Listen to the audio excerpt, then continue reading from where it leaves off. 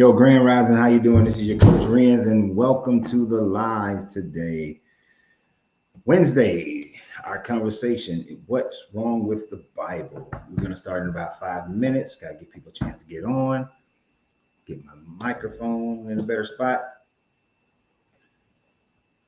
So if you are new to the channel, we deconstruct Christianity on this channel. And today is Wednesday. We have lives every Monday, Tuesday, Wednesday.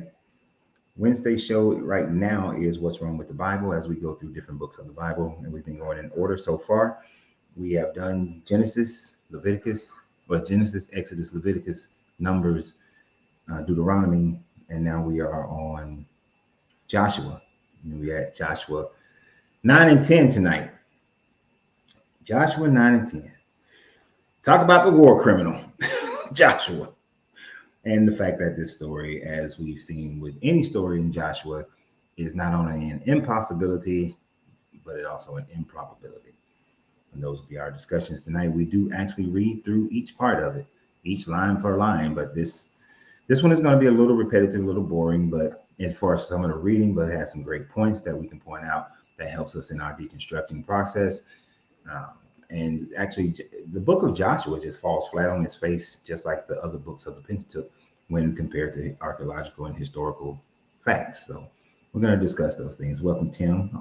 Tim's always here on time. I always make sure I have to start on time so Tim don't have shit to say.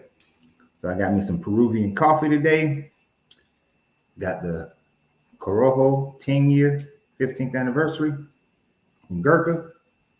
Right, all right. What's up, Ivan?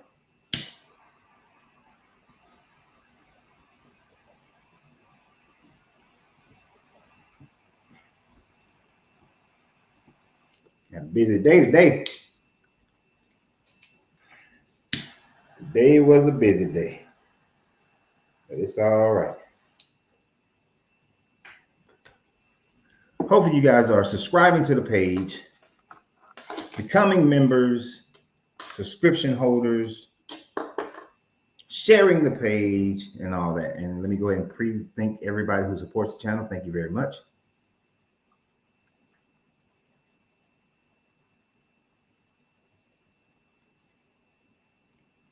Now, for those who've never been on here on a Wednesday, let me tell you how it goes. This is one of those where I do stick to the subject matter until we are done with the subject matter. And then we go to the general conversation.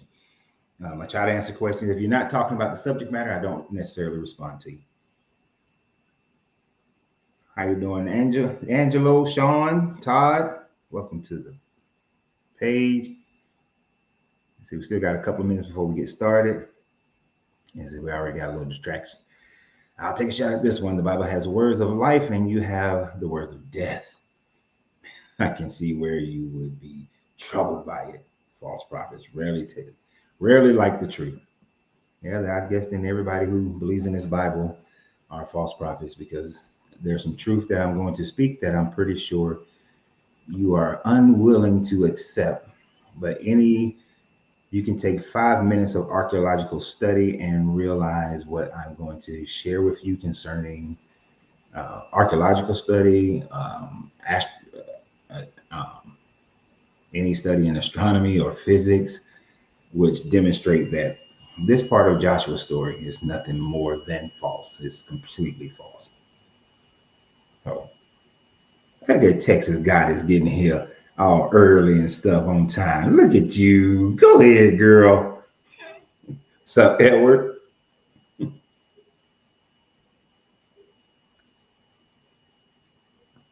But we will see. I mean, here's the thing that I always find interesting. Those who always have something to say negatively about anything that I teach on here seem to never be able to discount the archaeological information. They will talk about, oh, you gotta have the Holy Spirit and this kind of thing, but they can never, ever go against the archaeological information that I present.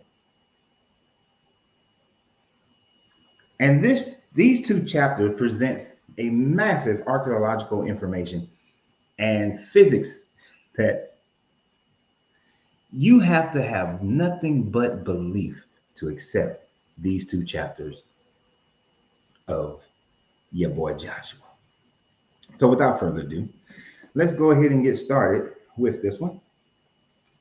If you have questions or statements during this process of it, I will gladly accept them. Of course, I am reading some of these names of countries and peoples that I am not fluent with, so I'm going to get some names wrong or the pronunciation of them wrong.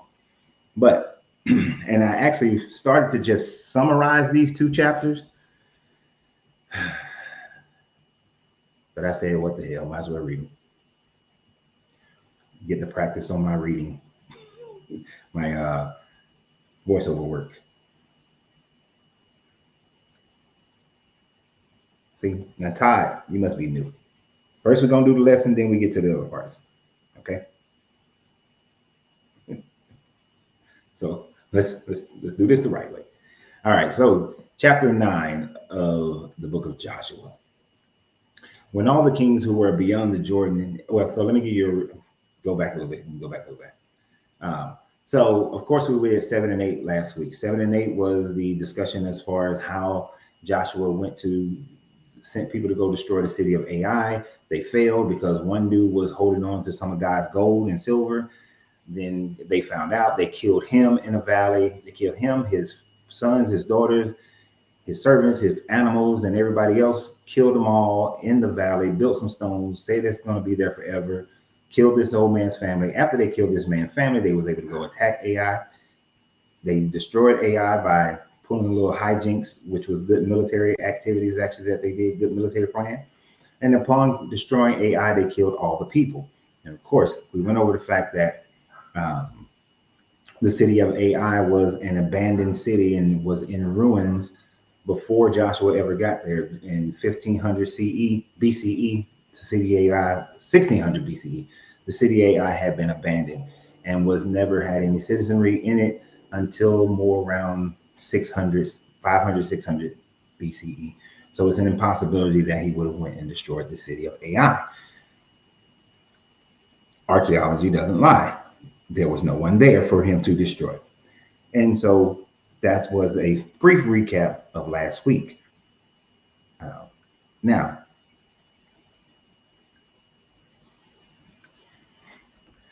here's the difference, Vincent. Do you believe that archaeological knowledge is gospel truth? I do not believe in archaeology. I believe in the facts of archaeology. When we look at the city of Ai, it is known that it was abandoned. It had no life during that time frame. You have 1,000-year time frame where the city of Ai has a gap of any civilizations. No pottery, no writings, nothing. It has a gap. Just like we know that the walls of Jericho were down in 1500 BCE and were not rebuilt until around 900 BCE. So Joshua could not have knocked the walls down. But yes, I believe in the fact. I accept the facts of archaeology over your belief system. So yes. Now, as we get started, when the kings who were beyond the Jordan in the hill country and in the lowlands, all along the coast of the Great Sea towards Lebanon, the Hittites, the Amorites, the Canaanites, the Perizzites, the Hivites, and the Jebusites heard of this, they gathered together on one accord to fight Joshua and Israel. But when the inhabitants of Gibeon heard what Joshua had done to Jericho and Ai, they, on their part, acted with cunning and went and made a ready provision and took worn out sacks upon their asses and wineskin worn out and torn and mended and worn out patches, sandals on their feet and worn out clothing, and all their provisions were dry and moldy. And they went to Joshua in the camp of Gilgal and said to him and to the men of Israel, we have come from a far country. So now make a covenant with us. But the men of Israel said to the Hivites, perhaps you live among us, and how can we make a covenant with you? They said to Joshua, we are your servants. And Joshua said to them, who are you, and where do you come from? They said to him, from a very far country. Your servants have come because of the name of the Lord your God. For we have heard a report of him and all that he did in Egypt, and all that he did to the two kings of the Amorites who were beyond the Jordan, Sihon, and the king of Heshbon, and Og, king of Bashan, who dwelt in Asherah. And our elders and all the inhabitants of our country said to us, take provisions in your hands for the journey, and go and meet them and say to them, we are your servants. Come now and make a covenant with us. Here is our bread. It was warm when we took it from our houses as our food for the journey on the day we set forth to come to you. But now behold, it is dry and moldy. These wineskins were new when we filled them, and behold, they burst. And these garments and shoes of ours were worn out from the very long journey. So the men took part of their provision and did not ask directions from the Lord. And Joshua made peace with them and made a covenant with them and let them live. And the leaders of the congregation swore to them.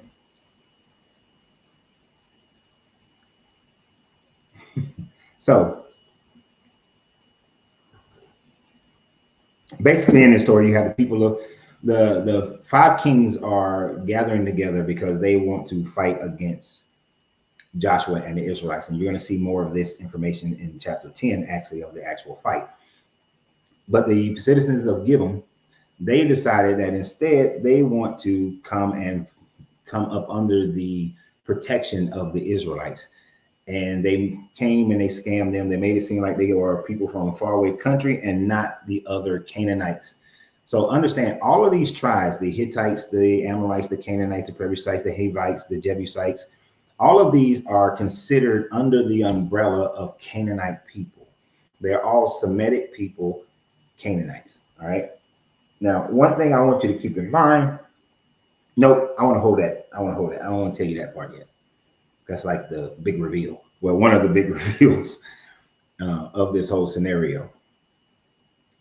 But let's remember, this story is not being written in 1200 BCE or 1300 BCE. The story is actually being written in around 400 and 500 BCE. So let's keep those things in mind. So they came and they scammed them into coming into a covenant.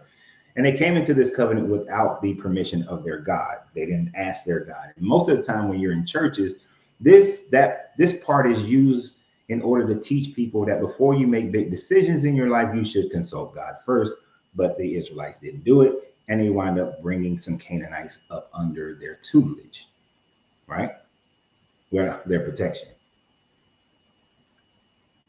So to continue. At the end of 3 days, after they had made a covenant with them, they heard that they heard that they were their neighbors and that they dwelt among them. And the people of Israel set out and reached their cities on the third day. Now the cities were Gibeon. I can't say these names right. Caiaphran, Sepharan, Beoroth, and Kiath Jearim.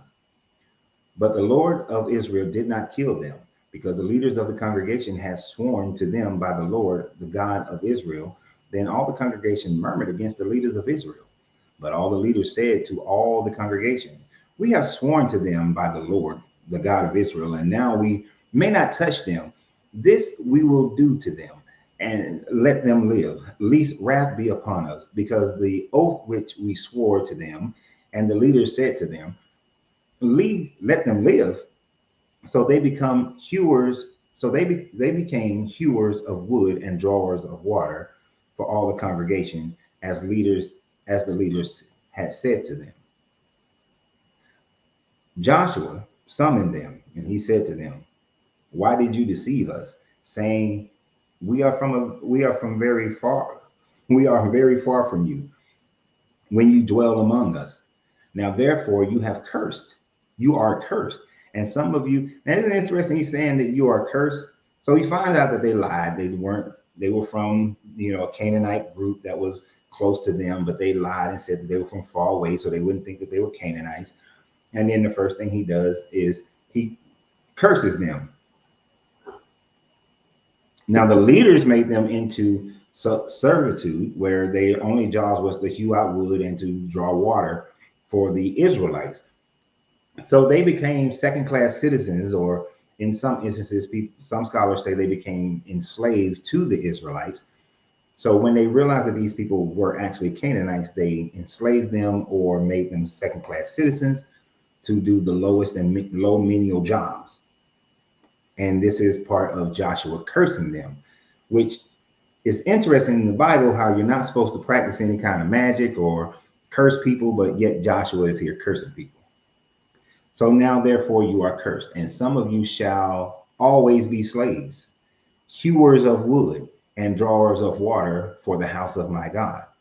They answered Joshua, because it was told to your servant for a certainty that the Lord your God commanded his servant Moses to give you all the land and to destroy all the inhabitants of the land from before you.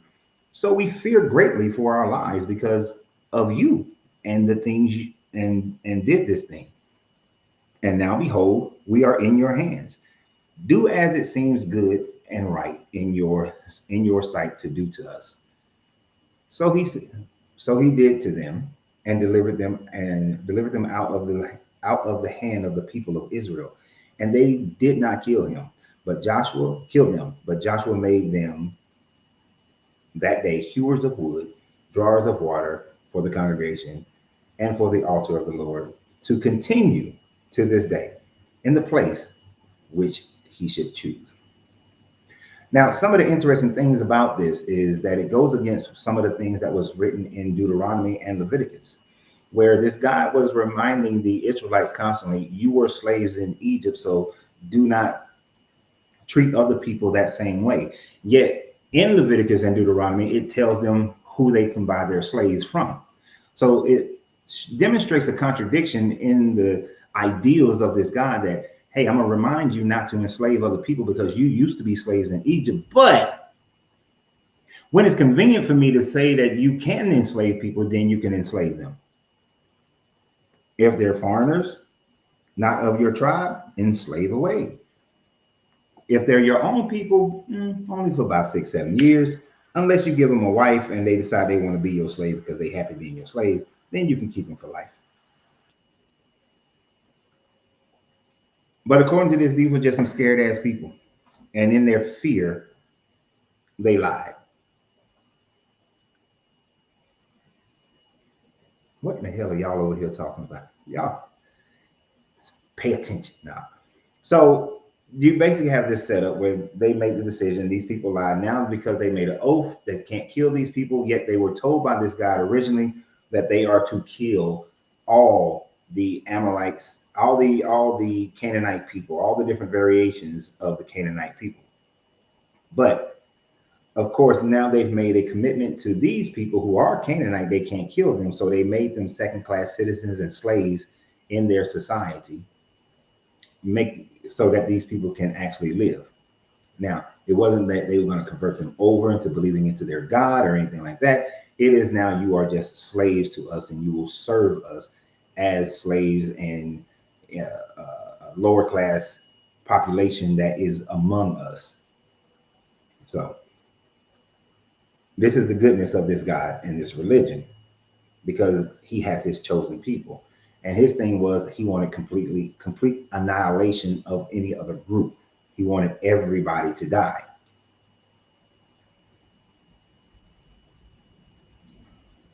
Now, I'm finding it interesting that over here in the comments, I understand that they have absolutely nothing to say about what I just said about their little book here. That the morality of this book goes beyond their comprehension, because they're fine with their God enslaving people, and they're fine with their God genociding people. So let's not focus on that. Let's move on to something else.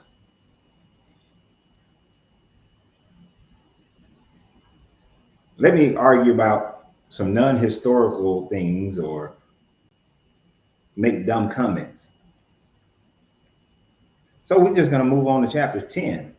And like I said, this is for my people who are deconstructing. Now, chapter 10 is where we really get into some more bullshit. But before we get into chapter 10, there must be something that you have to understand from archaeology. And this is an archaeological fact. You want an archaeological fact? This is an archaeological fact. The people who they are in this chapter calling the Amorites. Who are the Amorite people? Where did the Amorite come from? How long have the Amorites been around? What do we know archaeologically about the Amorites? Well, what we do know about the Amorites is that the first time an Amorite was spoken of was in around 2500 BCE. We have found Sumerian tablets that speak of the Amorite people as a nomadic people that had built themselves into these city-states. And then as they built themselves in these city-states around 2500 BCE, so of course they started earlier, maybe around 2600 BCE, started building themselves into a city-states, coming together and being known as Amorites. Then around the 18th century BCE, so around 1700 BCE, they were at their peak. And while they were at that peak, they were the rulers of Babylon. And they had this king that some of you may have heard of. His name was Hammurabi. Hammurabi in the 18th century BCE was an Amorite king who had unified the Amorite people and was the king over Babylon and instituted the Hammurabi laws, the Code of Hammurabi. You guys have heard of these, I'm sure. The Code of Hammurabi is where when you read the Code of Hammurabi, you see that many of the laws that the Bible has in it comes from Hammurabi, were written first by Hammurabi, because this story of Joshua, the whole Pentateuch, is not even written until around the 4th century BCE, 4th, 5th century BCE. So what we have is Hammurabi. Then after Hammurabi, you start to see a decline in the Amorite civilization. And by the time we get to the 16th century BCE, the Amorites are no more. There are no more Amorites. They have been absorbed into other societies by 1600, because by 1600 they had fallen under the rule of the Egyptians, and then other smaller city-states of Mesopotamia had conquered them, and they had become part of other groups. Some theorize that Israelites came out of the Amorites, that the Israelites are an offshoot of the Amorites, which is a Canaanite group. So all the times when I say the Israelites came out of the Canaanites, that imposes all groups of Canaanites. Many scholars are leaning more towards the idea that directly from the Canaanite subgroup of Amorites came Israelites, that they sectioned themselves off from them, because both Amorites and Israelites are hillside people. And so that's where some think that they came from.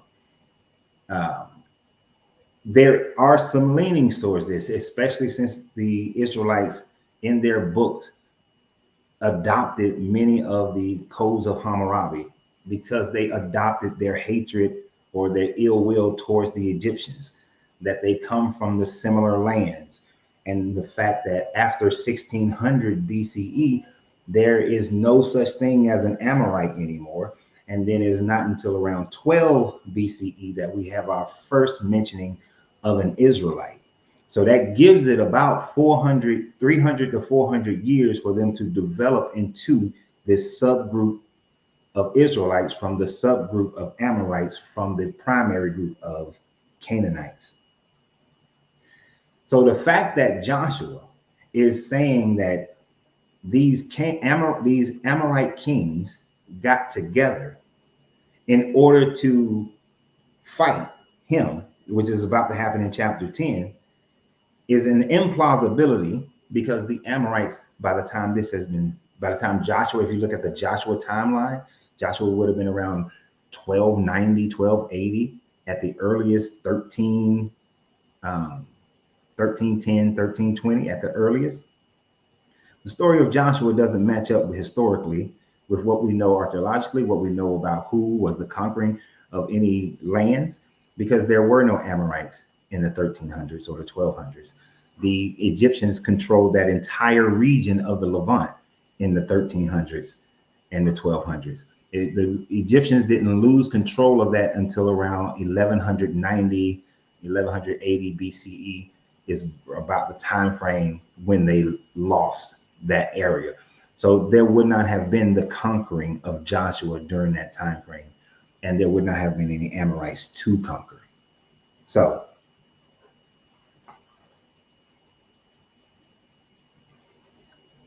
I would like for any of you, for Vincent possibly, if he has any truth about him, and I don't remember who said something about archaeology earlier. How do you go against the fact that there were no Amorites to be conquered during that time frame? There were no Amorites. So how can this story be true if there are no Amorites?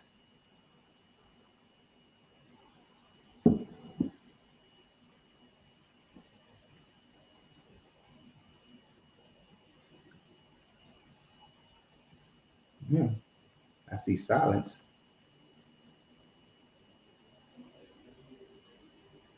You see, that is the thing about reading this book that they cannot handle nor do, because when all they do is go off their beliefs and what they have been taught, and with the idea that this book is already true, you cannot see anything beyond that.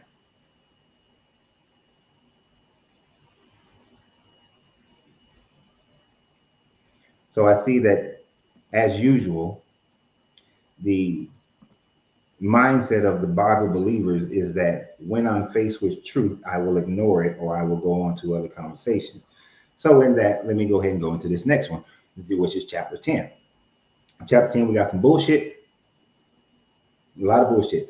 So with you firmly understanding that there was absolutely no way that any of these battles that are going to happen in chapter 10 could have ever happened, that these kings that are going to be listed did not exist in order for Joshua to kill these people in the way that he did, and for the genocides that he is going to commit in chapter 10, there is an impossibility for him to have committed these war crimes because none of the people existed at that time frame for him to do it. So what you have is in the 4th century, 5th century BCE, when this story is being written, they already knew that the Amorites had been destroyed and then absorbed into other cultures. And so when they wrote their own story, they made this bullshit up that I'm about to read. So let's go. When Adonizeki,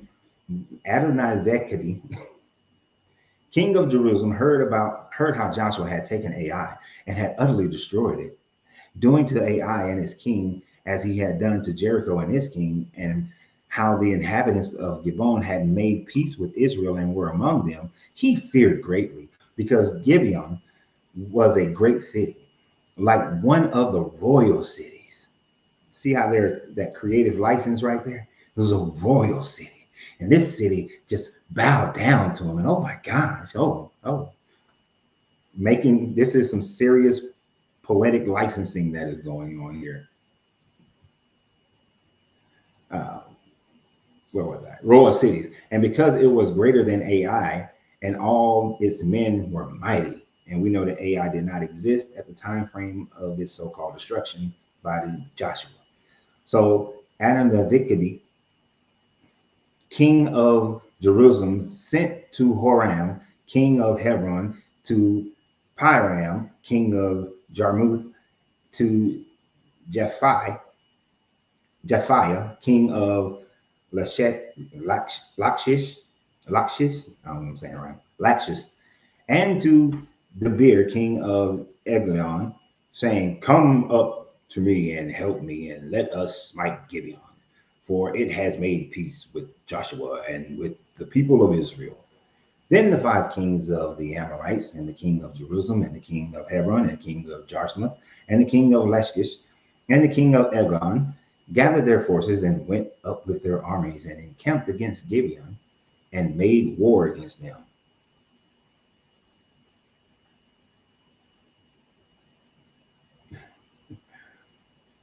Why do you spend so much time debunking the Bible knowing it's fake?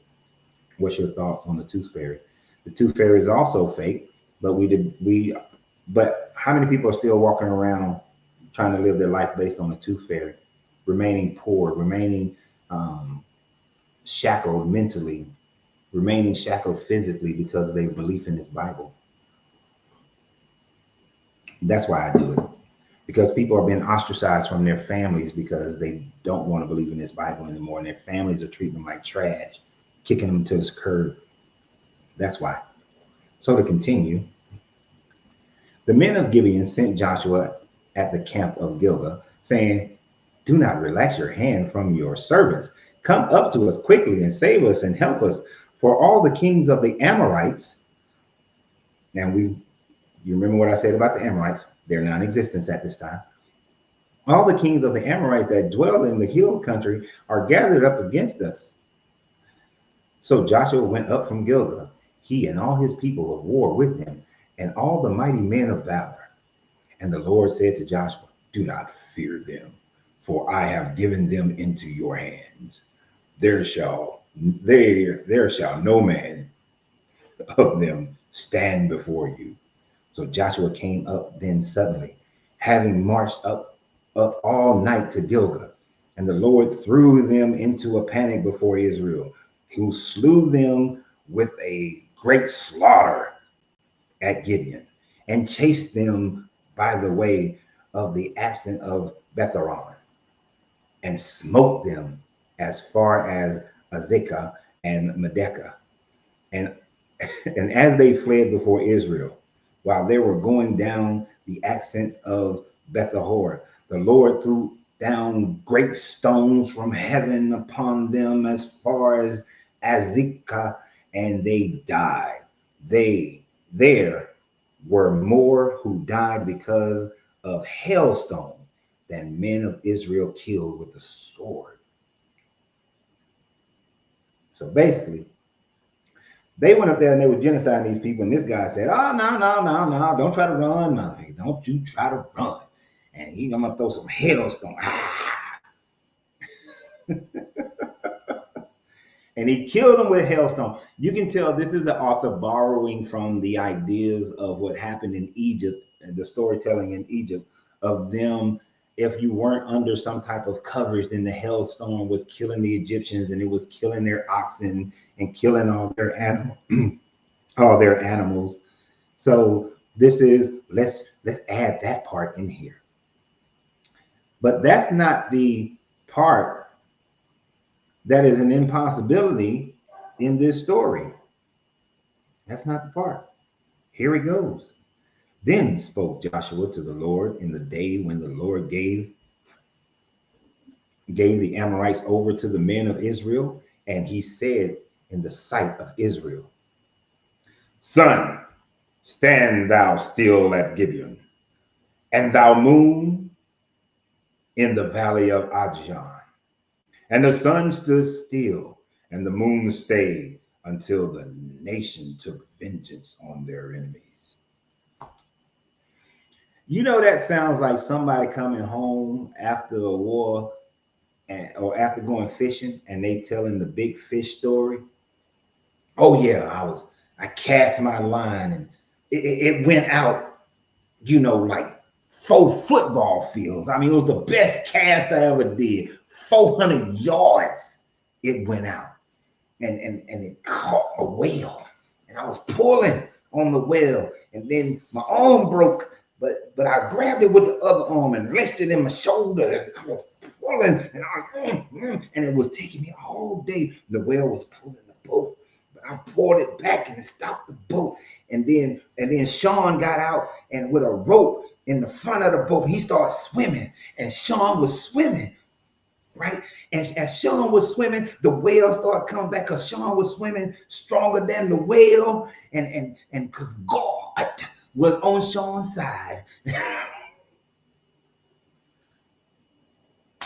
This man is Joshua is proclaiming that the sun, he called out for the sun to stand still, and this God made the sun stand still. To finish out that little part before I get into that, is this not written in the book of Jasher? So why isn't the book of Jasher in your Bible? But is this not written in the book of Jasher? The sun stayed in the midst of the heavens and did not hasten to go down for about a whole day. There has been no day like it before or since, when the Lord hearkened to the voice of a man. For the Lord God fought for Israel. Then Joshua returned, and all of Israel with him, to the camp of Gilgal. Christians, Bible believers who are on here,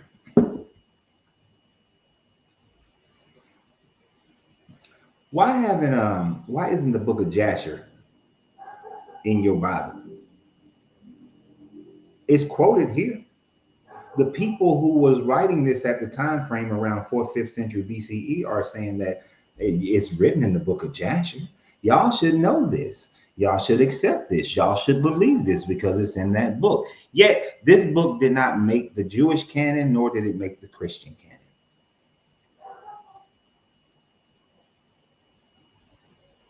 So my question, and Kenneth, it'll be after I'm finished this. If you would like to, that's fine. It'll be after I'm finished this. After I'm finished this chapter, which is not that long at this point. So where is this? Why isn't the book of Jasher in there? Now, if you are a Hebrew Israelite, they love the book of Jasher. It's part of theirs. If you are a part of the Ethiopian Orthodoxy, it's the Tawuda is part of theirs. And I believe the Abyssinians is part of theirs. But this is not part of anybody else's book. But let's think about it for a second. If you believe this story, if you believe that the sun stood still, and Christians and Bible believers who are on here, I legitimately want to know your thought process on this, or your yes or no to this, rather. In order for the sun to stand still, the first thing that has to be accepted is that we live on a flat earth and the sun is moving around the earth and inside of our atmosphere. All right. That's the first thing that has to be a part of it. First thing. Otherwise, the physics are not going to work at all. The second thing is that there would be other people all around the world in and around 1290, 1280, around early 1310, somewhere in that area.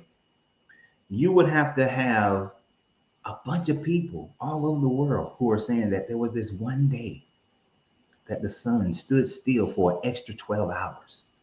There was this one night where the sun didn't rise for an extra 12 hours. It was the darkest night. It's like Green Lantern's oath. Through darkest night, fear Green Lantern's light. It would have, where is all of that? And you got to realize between 1310 and 1280 BCE, we have a lot of civilizations that were documenting their history during this time frame. Whether we're talking about the people in China or the people in the Indus Valley, we got people in the Americas, we got people, in Southern Africa and Egypt, we got people all throughout Mesopotamia, and yet none of these people, not a one, documents this longest night, brightest day, extra 12 hours that the sun stayed up. Not one. Now, the other part, we know that this is some impossible BS because their cosmology was that the earth was flat back then. And that's what the people who was writing this book believed. The earth was flat and the earth was the center of the universe and the sun moved around the earth. They believe the sun went down below the earth and then rose back up the next day. All right. So we know that that's not how it works. We know that the earth revolves around the sun. We know that the earth has a elliptical orbit around the sun. So in order for the sun to stay up, that earth would literally have to stop spinning. If the earth stopped spinning, the massive amounts of tidal waves and earthquakes and volcanic eruptions that would happen would have utterly destroyed everything on the planet. And since we know that continents do not go all the way down to the earth crust, except for I think Africa might be the only continent that goes down that far, but every other continent doesn't go down that far. If the earth suddenly stopped spinning, the amount of massive movement of the continents would have literally destroyed all life on the planet. So how in the hell can the sun stay up an extra 12 hours?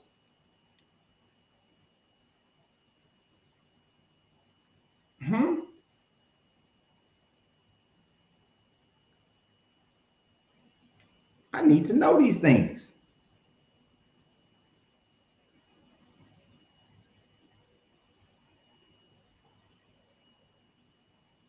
How does it happen? It doesn't. I see none of the Bible believers on here want to answer that one. I've given you enough time about your earth, your sun standing still. We ain't heard nothing yet. Here's what I'm talking about. Let me take this brace off. Keep making noise. This is what I'm talking about. About all the ones who come on here who don't like what we talk about here. Oh, you gotta have the Holy Spirit. Oh, you never read the Bible. Oh, you going to hell. You gonna die. You know, all this stuff. Archaeological information presented, and y'all ain't got shit to say. So let me go ahead and finish reading this so that so Kenneth can have his opportunity to say what he wants to say. I don't even get into flat earth discussions because it's one of the most idiotic. Now I'm going to paraphrase some of this other stuff and you'll understand why in just a second. I'm gonna read the first part. All right. So I'm gonna read the first part, then you'll understand how I'm gonna do the rest of it.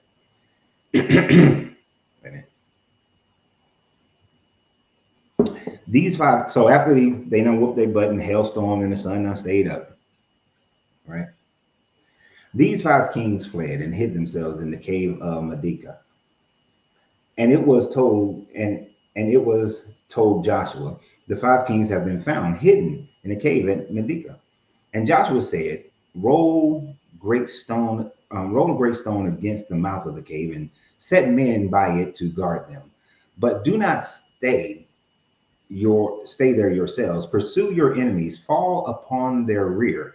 Do not let them enter their cities, for the Lord your God has given them into your hands. When Joshua and the men of Israel had finished slaying them, and a very great slaughter until they were wiped out, and when the remnant which remained of them had entered into the fortified city, all the people returned safe to Joshua. In the camps of Medica, not a man moved his tongue against any of the people of Israel. Then Joshua said, open the mouth of the cave, and bring those five kings out to me from the cave. And they did so, and brought those five kings out to him from the cave, and the king of Jerusalem, and the king of Hebron, and the king of Jeshmoth, and the king of Lachish, and the king of Eglon. And when they brought those kings out to Joshua, Joshua summoned all the men of Israel and said to the chiefs of the men of war who had gone with him, come near, put your feet on their necks of the kings. It's a cruel motherfucker. Put your foot. So he's about to curve stomp these people. Put your foot on the necks of these kings. Then they came near and put their feet on the necks of the kings. And Joshua said to them, do not be afraid or dismayed. Be strong and of good courage, For thus the Lord will do to all of your enemies against whom you fight. And afterwards Joshua smote them and put them to death, and he hung them on 5 trees. And they hung upon the trees until the evening. But at the time of the going down of the sun, Joshua commanded that they take them down from the trees and threw them into the caves where they had hid themselves. And they set great stones against the mouth of the cave, which remains to this very day. Most Christians or believers of this book, if they found out that some military person had their officers stand on the necks of the other generals to whom they are fighting, and then killed them, and then hung them from a tree, you would want them put up for war crimes. Yet believers of this book will celebrate the fact that Joshua, after these men have given up, trapped them in a cave, then decided that I'm going to have people stand on their necks. And as they're standing on their necks, I'm going to kill them. And then we're going to hang them from trees.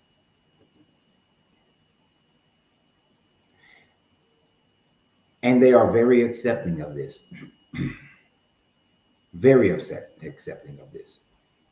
When this is Black History Month, when black soldiers were captured, when black Union soldiers were captured by the Confederacy, many were hung, their penises cut off, other parts of their body cut off. But they were the enemy, right? Just like Joshua had his enemies. But do you say, ooh, they should have killed them in that way? But y'all will celebrate this. Now, I want you to notice that he said that they had went off and they killed all the people, but then some of them actually made their way into the fortified cities. So not all of them died. If you remember up there, it said until they were wiped out, and when the remnant which remained of them entered into the fortified cities. So in that part, it says some of them made it to the cities. Here's a rub that's coming up. And Joshua took Medekah on that day and smote it and its king with the edge of the sword. He utterly destroyed every person in it. He left none remaining. He did to the king of Medekah as he had done to the king of Jericho. And then Joshua passed on from Medekah and all of Israel. Okay, so I'm not going to read each one of them, but 5 times in a row, just switch the names of Medekah to the other cities, the other 4 cities, and he goes in, he seizes the cities, he kills everyone in the city. Who is in the cities? The men, the remnant that made it back to the cities, the old people, the old men, the old women, all the wives, all the young boys, all the baby boys, the infants, all the young women, and all the infant girls. He came and killed all of them in 5 different cities. And this is by the order of who is supposed to be a good God.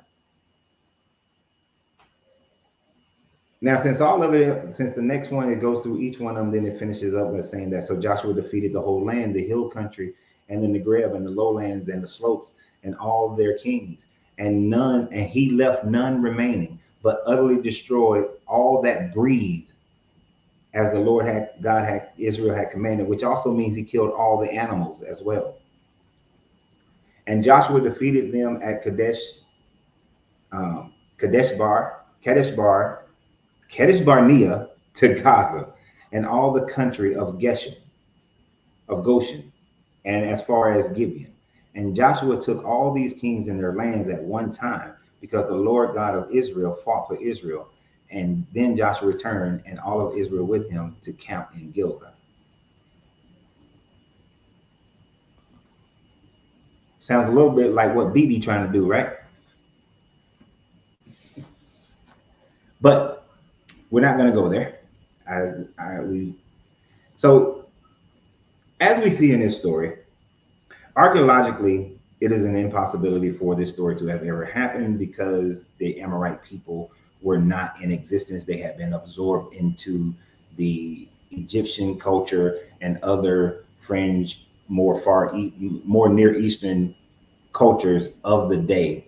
So they would not have existed for Joshua to conquer these people. So thankfully, we know that this story is false because we see that all Joshua did was commit genocide all throughout this land of what is now known as Israel. We also know it's an impossibility for this sun to have stopped and stayed up for 12 hours. That just doesn't happen. It's an impossibility. Physics don't work that way, right? It just don't work. So I'm going to put this link up here for who was it? Kenneth or somebody who said they want to come on here. I think it was.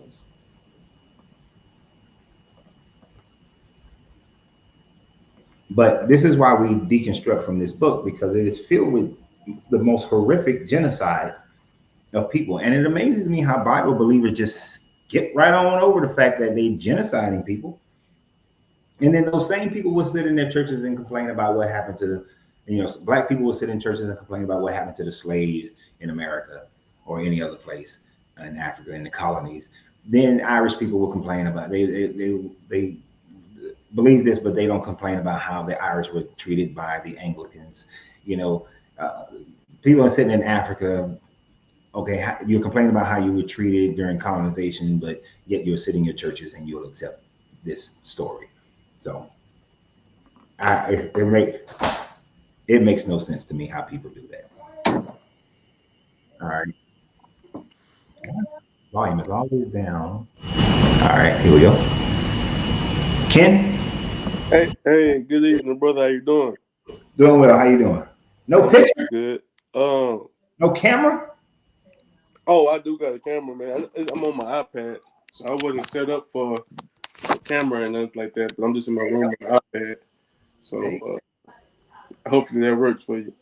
It works. But just curious, I guess, what's your views like as it pertains to, obviously you don't hold to the Bible. So what's your views like? What's your worldview? So when you say my worldview, so you understand that I don't believe in the Bible. You sideways. Well, I wasn't set. Hold on, I'm not set up for the camera. But nevertheless, I see that you, at least it appears, you don't uphold to the Bible. So, what would be considered your worldview as it pertains to just ideally what you believe or what you hold fast to morally, if that's even the proper way to ask? Morally? Yes, sir. Well, morally, I hold to a couple of different thought processes. One is I would not want anybody to do anything to me that well, let me rephrase, how am I saying it right? I would not do to anyone what I would not want done to myself or anyone that I care for. So Okay. I would not steal from you because I don't want to be stolen from. You understand? You know what I mean? Yes, sir. I Absolutely. wouldn't rape anybody because I don't want my daughters or my son to be raped either. So I don't rape. So I find those as my own some of them are just personal moral standards. Others are what are um, what's the word I'm looking for? They are hardcore morals. Like murdering anybody is a hardcore. It's immoral to murder anybody. Period. Because Right. I have no right to take away someone else's agency for life. So because I don't want somebody taking mine either. But murder is always wrong. Stealing is always wrong. So there are just some hardcore moralities that are just hard coded. That's just my moral center. Of course, there are some moralities that are some more subjective. Mm. I guess the word I was looking for was the objective, but there are some that are subjective. And for those, you develop them based on your family, your culture, and things of that nature. And so my family has embedded in me a lot of my moral morality. But I've also, as I got older, critically think through life and in elevating the way I think about it, elevating my consciousness is to say that what is a higher moral ground and what is true in the universal life, not just what we see culturally. So I go beyond whatever I was culturally taught. Okay. Yes, sir. Respectfully. So with would you say that if someone who has contradicting morals to yourself, how would you view that individual? Someone that says, "Hey, you think that rape is wrong? Well, I think rape is good." Well, they're a psychopath and they're wrong. Right. So my question is, how do you determine that they're a psychopath? Like, what's the moral standard of you're right and I'm wrong if I believe rape is good? Everyone's right to self-preservation and self-agency and Right. choice. Right. But who determines that though? Everybody has the right to choice. Right. Right. So like, if I choose to rape, how can you tell me that's wrong, but not to rape is good? Like, where does the moral standard come from? It comes from the fact that you're stealing someone's agency. But so that's my ultimate question then. Who determines that stealing is wrong and We why do. they're right and We why are do. they correct? Because we are reasonable creatures who gather together in societies, we do. Okay, so if I was to steal food from you to feed my daughter who's hungry, would I be wrong? You sure would. Right. But if my food was stolen from me that caused me to steal from you to feed my daughter, would I then be wrong? You are still wrong. So So who's the person punished told if you, that's oh, I'm sorry, go ahead. wherever the cycle began is they wrong, and everybody who followed the cycle to do the exact same thing is wrong. I'm glad you said that because the beginning of the cycle determines the pattern of behavior. Would you agree? No, So a beginning of something doesn't determine the patterns of it. Like if I start off stealing, you don't think it'll progress to something more sinister? no, it does. Why does it have to? I Well, that's started out. I started out drinking and getting drunk and smoking weed, but I don't.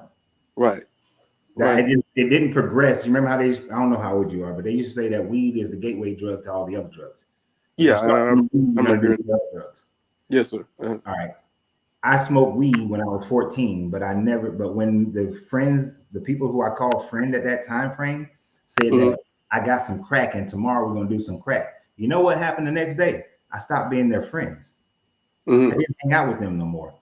I took a moral stand to do something different. So the moral stance absence when you started doing weed? Yeah, I was. It was. I was doing So something that was illegal. It was considered illegal. So I was breaking the moral standard of the country that I lived in that had determined that smoking marijuana was illegal. I got you. So then that means morality changes with the times. Then. Some moralities are subjective. They do change Mhm. with different cultures in different groups. But the description you gave of stealing is Hmm. an objective morality. No But one has the right at any time frame, no matter what society, to take from somebody else. so this is why I was bringing up stealing, and I'm sorry we didn't kind of get to the climax of that. But the reason why I'm bringing up stealing is there's nothing that anyone officially owns on this earth to say that this is mine or this is yours, right? We all have the like you mentioned the equal opportunity of choice. Just, so to say that I stole it is one thing, but if I choose to say no, this is now mine, according to your worldview, and correct me if I'm wrong, that moral standard can shift depending on who's viewing it. So if I say, hey, if you say, hey, I'm stealing from you, I can say, no, I'm not stealing from you. I'm taking that food because I want that food. That's mine now. It's not No, stealing. no. So then, The huh? reason why I disagree with that example is because you're starting out with um, your center point is the fact that nobody owns anything, but Right. that in itself is not true. I'm sorry. If I go up to a tree and I pick a mango from that tree, the moment I pick the mango from that tree, the mango is in my possession. I possess this mango. I have control over this mango. The mango is mine. You can pick a mango from the same tree and that mango is yours, but this is mine. But instead of you coming and picking a mango from that tree, if you come take it from me, you have stolen what I have gained possession of. So yes, You can own something. You can possess something. Okay. It is So possession is just control of. And a person has control of their body and their mind. And if somebody comes and steal their virtues, their sex from them, I mean, in rape, if somebody comes and rapes them, then they have stolen from that person. okay, so just your example with the mango tree, right? You take a mango from a tree, but some stranger planted that tree because, and giving credit the fact that you didn't get into a descriptive details That of doesn't how work. you Somebody got it. planted that tree. Right. Nope. So Trees, then, fruit trees proliferated in areas where no people were living, and fruit trees just grew. And they have their own process of creating more trees. They don't need us to plant them. right. So let's just go with that for a minute. They don't need us to plant them, right? So if Hmm. you take that mango, if you grab that mango off that tree, and I Hmm. come and take that same mango from you, and I say, hey, I wanted that one.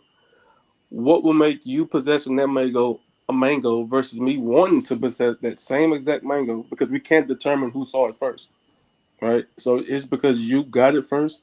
Yeah, You're the possessor of it now. yeah. Seeing something doesn't gain you possession of something. In order to Hmm. possess the mango, you have to pick it from the tree. Okay, great. So I'm glad you said that. So I think that's the moral dilemma with God for people that have your particular worldview. Respectfully, I think that when we try to put a moral compass on God and like you alluded to, you made mention of that. Hey, it can change with the times because for me to see something, most people say, "Hey, I saw it first. That's mine," but you would say, "Hey, I grabbed it first. It's mine." We have to establish the foundation to the moral efficacy, right? What is going to be the moral standard to determine? Because if you're saying the way you determine possession is based on your definition, but I define it differently, who do we leave it up to determine who is right? You can't say that, oh, well, it's this way or that way, because if I get the majority on my side, let's just say you're right, but the majority on my side, according to you, then the moral standard for me now trumps yours because I have the majority, number one, and number two, Why it does also majority makes, mean that you get to have say? Nobody. well, because I mean, that's just how that's you how kind of vacillating between 2 points, my guy. no, First, this because no, it, because it, that no, go that's the ahead. point. That's no, I'm sorry. That's the point that you're making. You're saying No, no, I'm not. that the I am culture. not making that point. At no point did I say that No, objective moralities right. are So based if it's on the objective, majority. it has to be a majority conglomerate. Would you agree? If it's No, objective, if no, we okay, no. why not? Slavery is objectively immoral, According to who? according to the right of agency of each person to choose. According to who? Like that's your opinion, but that's not based off of no moral ground. Uh, It because to the is based person that on it's to the person that was enslaving, they thought it was right. So who was ultimately going to be that correct? is that that's subjective morality for the person who thinks that is right. What I am saying Right, to you is that right. human beings are the only creature on the planet that has determined has that does slavery. It's the only creature on the planet. Nothing else in the universe, nothing else in our known universe, let me say that correctly. Nothing else in our known universe has a system of slavery. Lions don't enslave other lions. Tigers don't enslave cheetahs.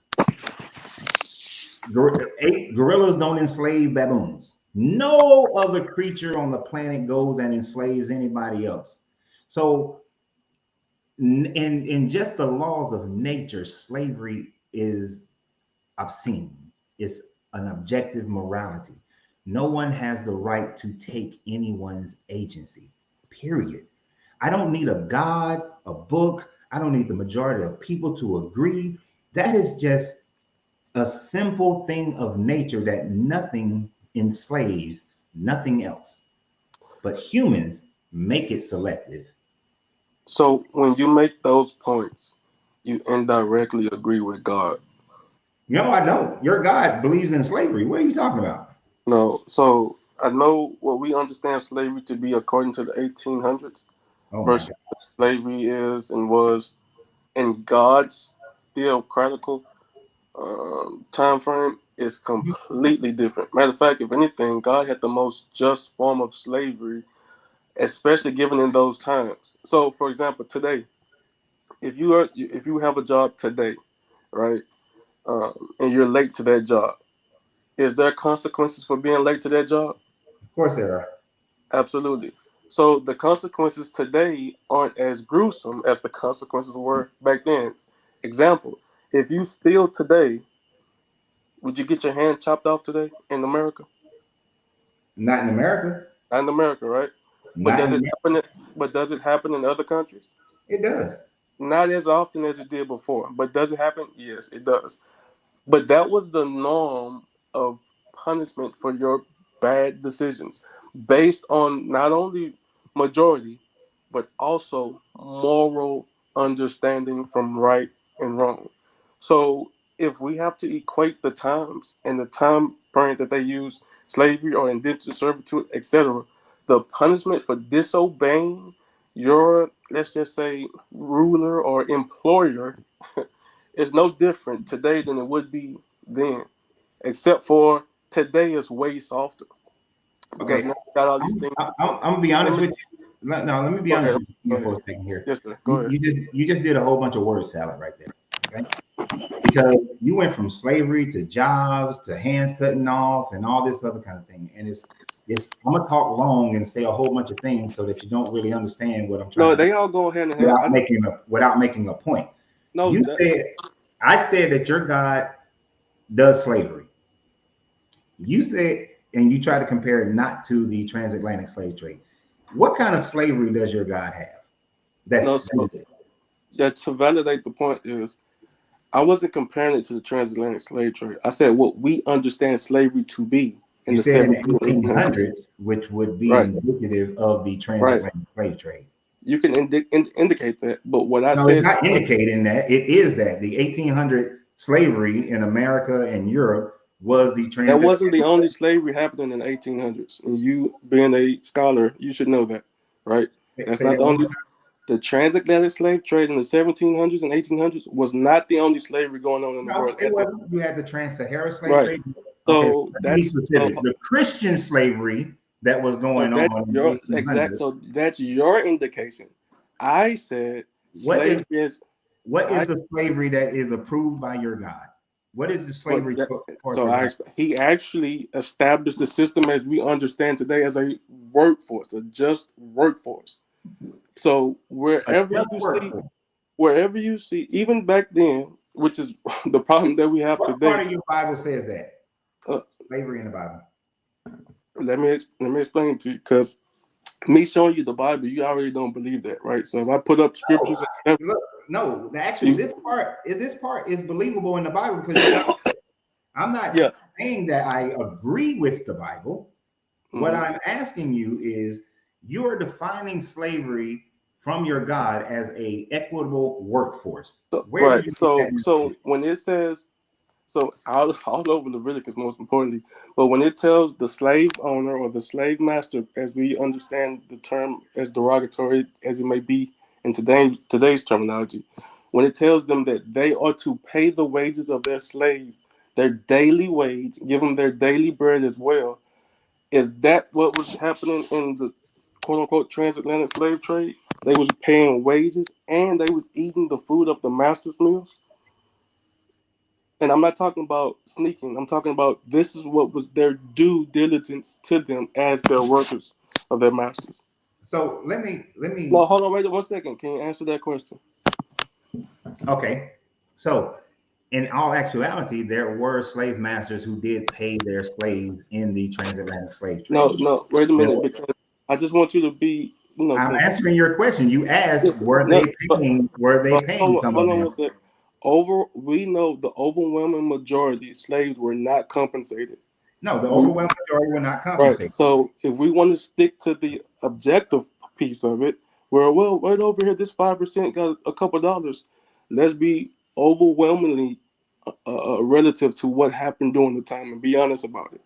Okay, but if The we're gonna, majority of see, that's them the were part. compass. That's where I'm trying to get to, but you keep doing the word salad. Okay, go Because ahead. the honest part about it is that you are taking a part of Leviticus that speaks of if you are enslaving another person of your tribe, then you are supposed to pay them their wages. You are supposed to release them after 7 years. But if you read the next verse right after that, it says that from the foreigners who live amongst you and the foreigner nations, you may Mm-hmm. buy your slaves and you own them as property and pass them down to your sons and daughters. Those slaves you did not have to pay. Those slaves were considered your property. And that was the slavery that Christians did in the transatlantic slave trade. It was the slavery that Muslims did in the trans-Sahara slave trade.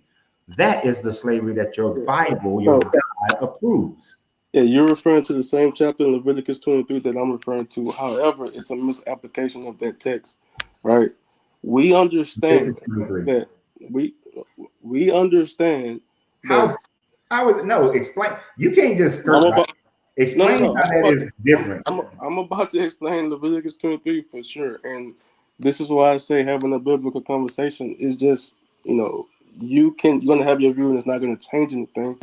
But we understand even today, that same logic is used today, right? So if I have a company, and it's probably not the best analogy for you, but It's not.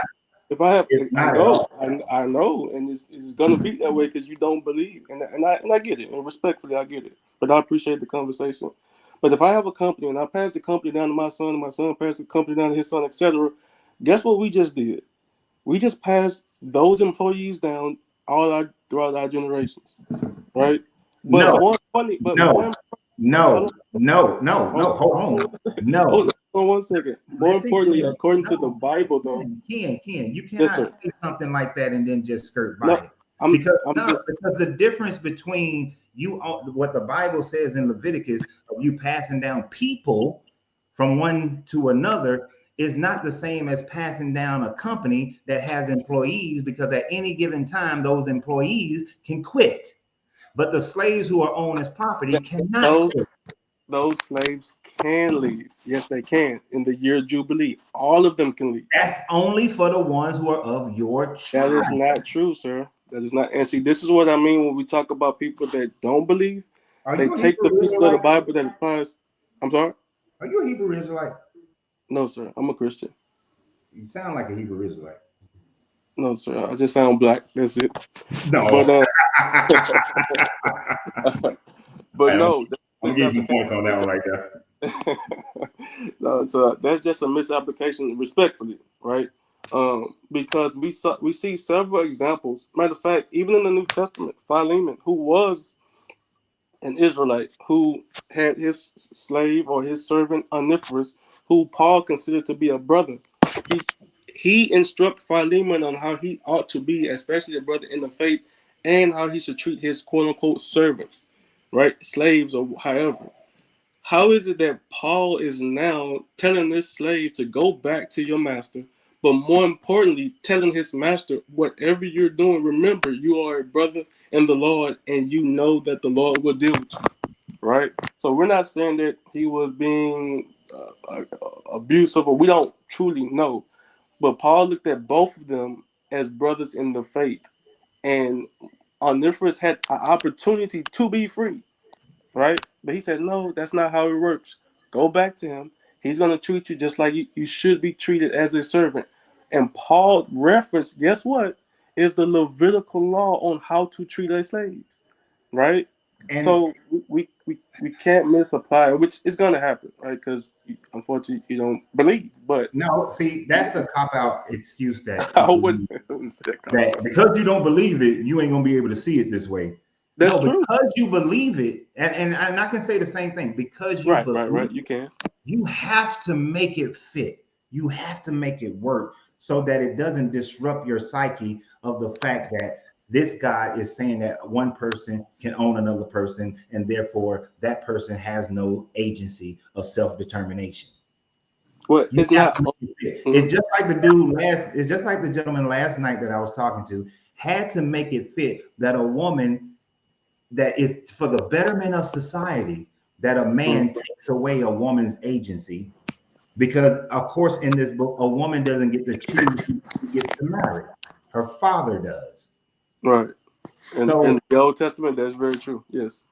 but in order to make it, because we know in our day and age that is bullshit. We're not doing that. We have Unfortunately. people who believe in this book have to make it fit. And So that's mhm. what you're doing with this slavery, because it clearly indicates that there's a difference between how you treat slaves who are of your own tribes and slaves who are not. So yeah, to your point, that I'm not being biased there. You're right. It is a difference, and this is the only difference. Is because the slaves that they would receive would come from what? What would they get their slaves from? They bought them from other nations. No, they got That's them what from it is. war. No, No, it doesn't say. the Israelites never bought any slaves. After you read Leviticus and you go into Joshua, you see that they're capturing all the nations that God had already pronounced judgment over, Wait, and instead of destroying them, they're capturing them and making them slaves. first, So did much you so. not just listen to what we was Oh, go reading ahead. in I'm sorry. Joshua? I You didn't hear didn't you just talk. you didn't just listen to what we read in Joshua. There was no capturing of slaves. So It said they what you utterly destroyed right? everything that breathes. When they That's went to not. AI, destroyed everything that breathes. Went to Jericho, destroyed So you everything. read Joshua chapter 10. There's about, I don't know, 14 more chapters in Joshua after that that details how they did not destroy all the people. And how they So, even, we so know this. Joshua 10 lied. Well, no. You're talking about a portion of the people. This is objectiveness again. I want you to know. It's not a, how is it? How is it This objective? Wait, because no. How if is I it a? I mean, it is no. You know what? Isn't I think you meant subjective, but it is objective because objectively, Joshua 10 said he killed everybody that breathed. Joshua 9, Joshua 8, Joshua 7, they killed everybody and mhm. everything that breathed. So there are no war criminals. There are no war slaveries that's going on in the first part. Now, if he did in later parts of Joshua, they took people as prisoners, like when they say things like kill all the men, kill all the boys, kill all the women, take the women who have not known a man as your wives, and they took them as wives, sex slaves. Okay, that's a different time frame. That's a different situation.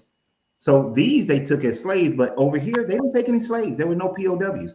But none of that has anything to do that when Leviticus and Deuteronomy are given the laws of how to acquire slaves, that they said that you can buy your slaves from other nations. And Israelites bought slaves. Excuse me. So no, you said that they bought slaves. Mhm. Oh, I see. No, I know what you're referring to. It's all right. No, I'm not going to even bring it up because, of course, we're going to disagree there. But just to move on to the fact of what you're referencing about slavery, just to end on that particular piece. Um, yeah, Joshua and the Israelites, of course, killed certain groups of people totally, And but you're fine the with that. Amorites, the Amalekites, and of all of them, they didn't kill all of them as they should have. That's how they find themselves back in the narrative in Samuel and Kings, etc. So Right? you're fine with them committing genocide and killing babies.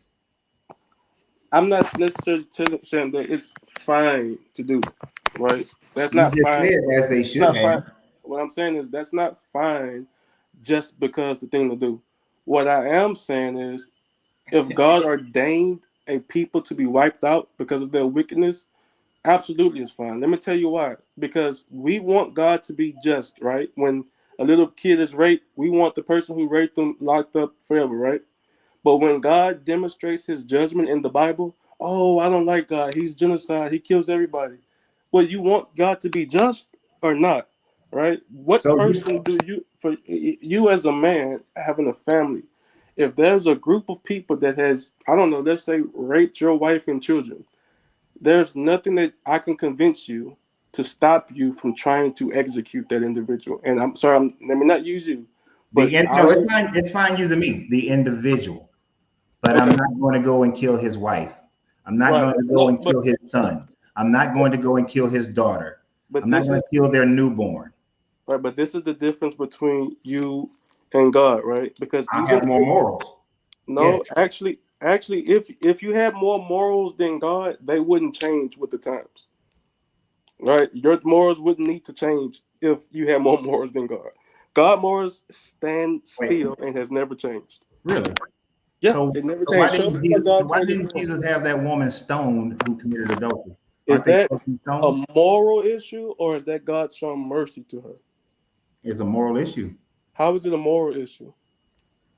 It's a moral issue because it goes against the morality of the law that Okay, he set to say okay, a person should be stoned if they committed adultery. perfect. Every time your child disrespected you or did something wrong, did you whoop them every time? No, Exactly. So you're not more than God. If you were, you would that have. that is not an indicator. It You're is. It's talking very much no. so is. Did I still did my child still get punished? If they did the same You now, didn't if put. my You didn't. child did hold Yeah, on, if my child did the same thing, hell yeah, they got it. not They, every if they time. did the same thing, you damn right. They got it. You didn't punish But it. did everything they did wrong require the same punishment? No. So that's Yes, the it difference does. of It does. I No, didn't whoop them for every time they did something wrong. I no, see how you no. try to slick that in there, but if my son hit his sister, he got his ass whooped. If he hit his sister again a week later, he got his ass whooped. If 5 years later my son hit his sister, he get his ass whooped. My son is 23 years old. If he hit one of his sisters, he gonna get his ass whooped. So So what that could same morality is still there. right? So what could you do to prevent your son from hitting his sister? I taught him how wrong that was when he was Did little. you? And after enough Because he ass still whooping, he did it. started doing it. Did you? Because he still did it. Oh, if he still did it, then he just didn't learn. He just gonna have to keep getting ass Or whoopings. was the lesson not equipped with enough, substance? Okay, Because see, this is the thing. This is the no. warning. This is The the thing warning is, label for no. God. This is the thing. This is the thing. Mhm. Because the thing is, we're going in circles. That's the one thing. Fair enough. Fair enough. We're I going agree. in We circles. get on a tangent The right now. other thing is, you are a believer in this book, and I do not argue belief because when you argue Right. belief, it just it doesn't matter what is presented to you. You're going Right. to obfuscate because I could read to you where it says expressly that they are to buy their slaves and they own them as property, and you're going to make it into something else. We could talk about the raping of a girl or No, the let's bring it up. Bring it. Let's put it up. stoning of a child of somebody for not being a virgin, and you'll figure out how to make it fit into your worldview, and you are well within your right to do so because that's belief. Now, the thing that I thought that you was going to come on here and talk about was the fact that I said that the Amorites didn't exist in the Levant at the time frame of Joshua's conquest, and how the sun could not stay up for 12 hours because No, that yeah, was I can. I can definitely speak on that just because it would for you. So it's different, especially in the Hebrew when it says the sun stood still. It's equal understanding in the Hebrew when Christ said, "Peace be still," or "Wind be still." Right? It's an expression or almost an idiom to stop the natural course of something. Not necessarily mean it cease from existing or disappear out of sight or whatever the case may be. But there's it at least wasn't used two. as a metaphor. Were you not you was I know you was No, arguing but what I'm in saying. comments when I read it. It Mhm. wasn't used as a metaphor. It's not an idiom. No, I'm not. The man I'm not. literally said the sun stood No, still for almost another day. no, that's not what. But that's not what I'm saying, brother. Respectfully, what I am saying is that unfortunately, none of us was there. Like you can't even legitimately prove to me George Washington was the first president, and that's a tit for tat little joust right there. But what So I'm saying is, so if none of us what, was there, what, then what were you there when the Garden of Eden? Were you there for the flood? Were no, you there with Moses? no, what I'm saying is, no matter the explanation, it's still going to be subjective to your worldview, right? Because even if I say, "Hey, I can explain this to you," you're going to say that don't make sense to me. Show me a pig flying, right? If I wasn't there, you wasn't there. No matter Actually, how I explain it to you, you're not gonna believe it, actually, right? you I know you. Are you new to this channel? Yeah, I've seen you probably one time before, but I don't really know too much about you respectfully. So the thing about me is that if I am wrong, I have no problems admitting that I'm wrong. If something is explained to me and it makes sense, I have no problems with that. The issue is that no one has had the capability of doing so without injecting some belief factor to it. Because if there are no facts to whatever you are speaking of, Uh, then you are not going to convince me of anything because you have to be able to back it up with some archaeology mm, or something. But what, you mm, can't. And that's the problem with this whole thing. When we talk about the sun not moving, he didn't say it in a phrase of an idiom. He meant that it stood still. And every scholar that I've ever talked to and that I've ever read, it was meaning that it stood still. When the people wrote it in the time frame they wrote it, they literally thought the sun stood still. That's why I said it happened on that day and it hadn't happened on any day before or any day since, because well, they literally meant that the sun stood still. well, I don't know all the scholars that you've attained to, but that's not true. Every scholar don't hold to. How you gonna say that's not true? I didn't say every. No, no. I'm saying you said every scholar that you said literally said it stood still, correct? Every scholar that I've read, and And that you read, I've right? read biblical scholars. I don't Right. read apologetics because apologists make up shit in order to. They already come with a predetermined landing point. You Hmm. understand what I'm saying by that? Yes, sir. I follow you. Yeah, so that's all I'm saying is when I say that's not true, is what I mean. Every scholar don't agree that it's literally standing still. Every scholar don't agree to that. Okay, I said There's- every No, scholar that I've heard, I talked to, and read. I didn't say every I scholar in existence. yes, sir. I Because, understand. and then here's one thing: I don't use finite terms that often, but I am quite positive that there are some apologetic scholars that people would call scholars. I don't call apologetics people scholars because they're not. But I'm sure there's some apologetics who will figure out a way to make it work, and who will say that it might be an idiom. Most of them say that it's a miracle because God, produces miracles. Mm. But any other non-apologetic scholar that I've ever read, and I would imagine the overwhelming majority, the scholastic consensus is that this was written to be taken literally. Yeah, and I wouldn't decipher the two at all. Like even if it was literal or if it was metaphoric or symbolic, me personally as a believer, my bias would be God can do it because the same God that hung the moon and the sun and the stars, if He tells it to stop shining, it can stop shining, right? We So are if he we did it, where's the other people around the world who would have experienced the same thing of a long day or a long night? well it that God doesn't need the witness of His creation to attest to His wonders. The Bible, and this is why I don't, especially with unbelievers, I don't try to play the quoting the Bible thing, but the Bible itself says that the heavens declare God's glory, right? So if the heavens declare His glory, if He chose, like if you choose to go cut the light off, you don't need a witness to confirm with you that you cut the light off in your bathroom. I don't need a plethora of, hey, remember that time long, long ago the sun felt like it never went away? That was crazy, wasn't it? Like, God doesn't need that. However, for skeptics, it's necessary, and I understand if you, if you don't believe, you need the hardcore proof evidence, which, Right. which for you, that's a illogical stance because everything you base your life off of, you don't even need the hardcore proof evidence on everything Kind that of you. muffled. Huh? I'm You sorry. were Can you muffled hear me? right there. Can I'm sorry. Is that better? Mm-hmm.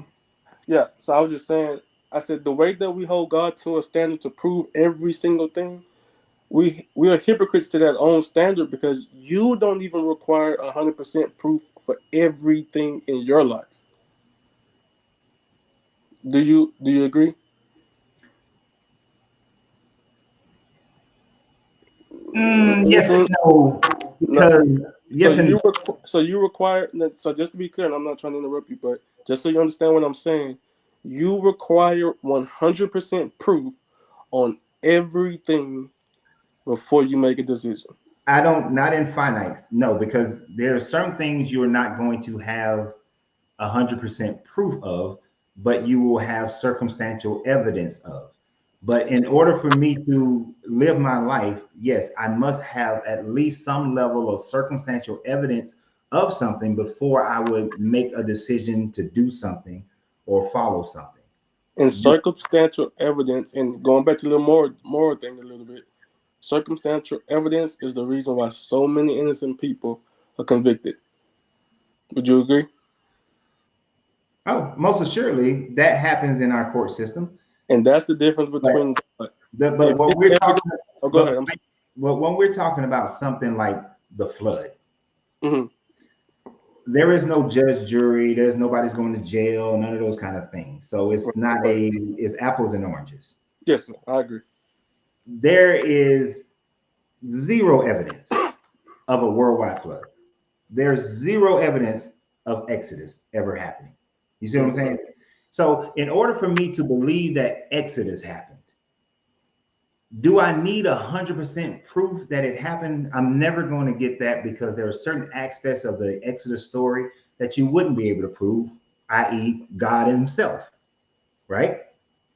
But I at least need some circumstantial evidence that these Israelites actually lived in Egypt during the time frame that they are claiming, that Egypt suffered through this cataclysmic events that happened, because these would be too big for them not to be remembered, or some archaeological evidence would be there for it, and some historical records. I need evidence of them walking around for 40 years around the Sinai Peninsula, which there is zero evidence of them walking around the Sinai. You see what I'm saying? If I had enough of that circumstantial evidence, then I would say that it is most likely that this story has some teeth to it. But we have none of that. And and so, to be fair, I understand you 100%. I disagree because there is evidence to the flood. There is evidence to the Exodus. Name it. There's even scientific evidence to the Joshua 10:12 scenario on scientific reserve. God dog it, I just had the sight on my head with the Okay, Joshua 10:12. name it. You But got to name it. man, I have. Because I can say there's evidence So you have Zeus so exists. first right. So first and foremost, you have Egyptian history itself with the Ibure Papyri. Ibure Papyri. Are you familiar with that by chance? Say it again. The Ibure Papyri. Excuse me, I'm having a little cough too. It's been a while, but Yeah, what is so it? the Ibure Papyri is it's an Egyptian historical fact anyone can look up that details events happening around, and it was written realistically around the same time Moses was prevalent in Egypt during the plagues itself. It's called the Ibure Papyri, and it's been proven to be an actual artifact, a historical artifact. That they even have, and I forgot the museum that it is. But if you look it up, I'm sure you do your due diligence. You'll see that. But there's even evidences of the flood where. What does it say?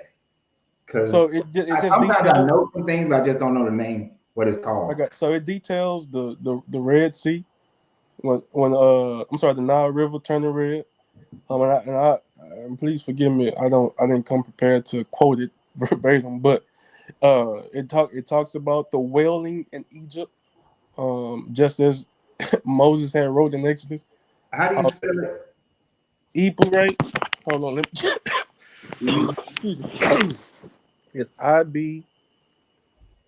No, let me get the correct spelling so I don't uh, find out because I got it in here.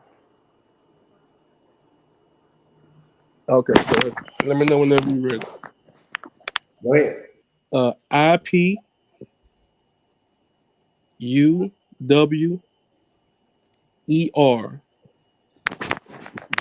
and then papyri, PAPYRI.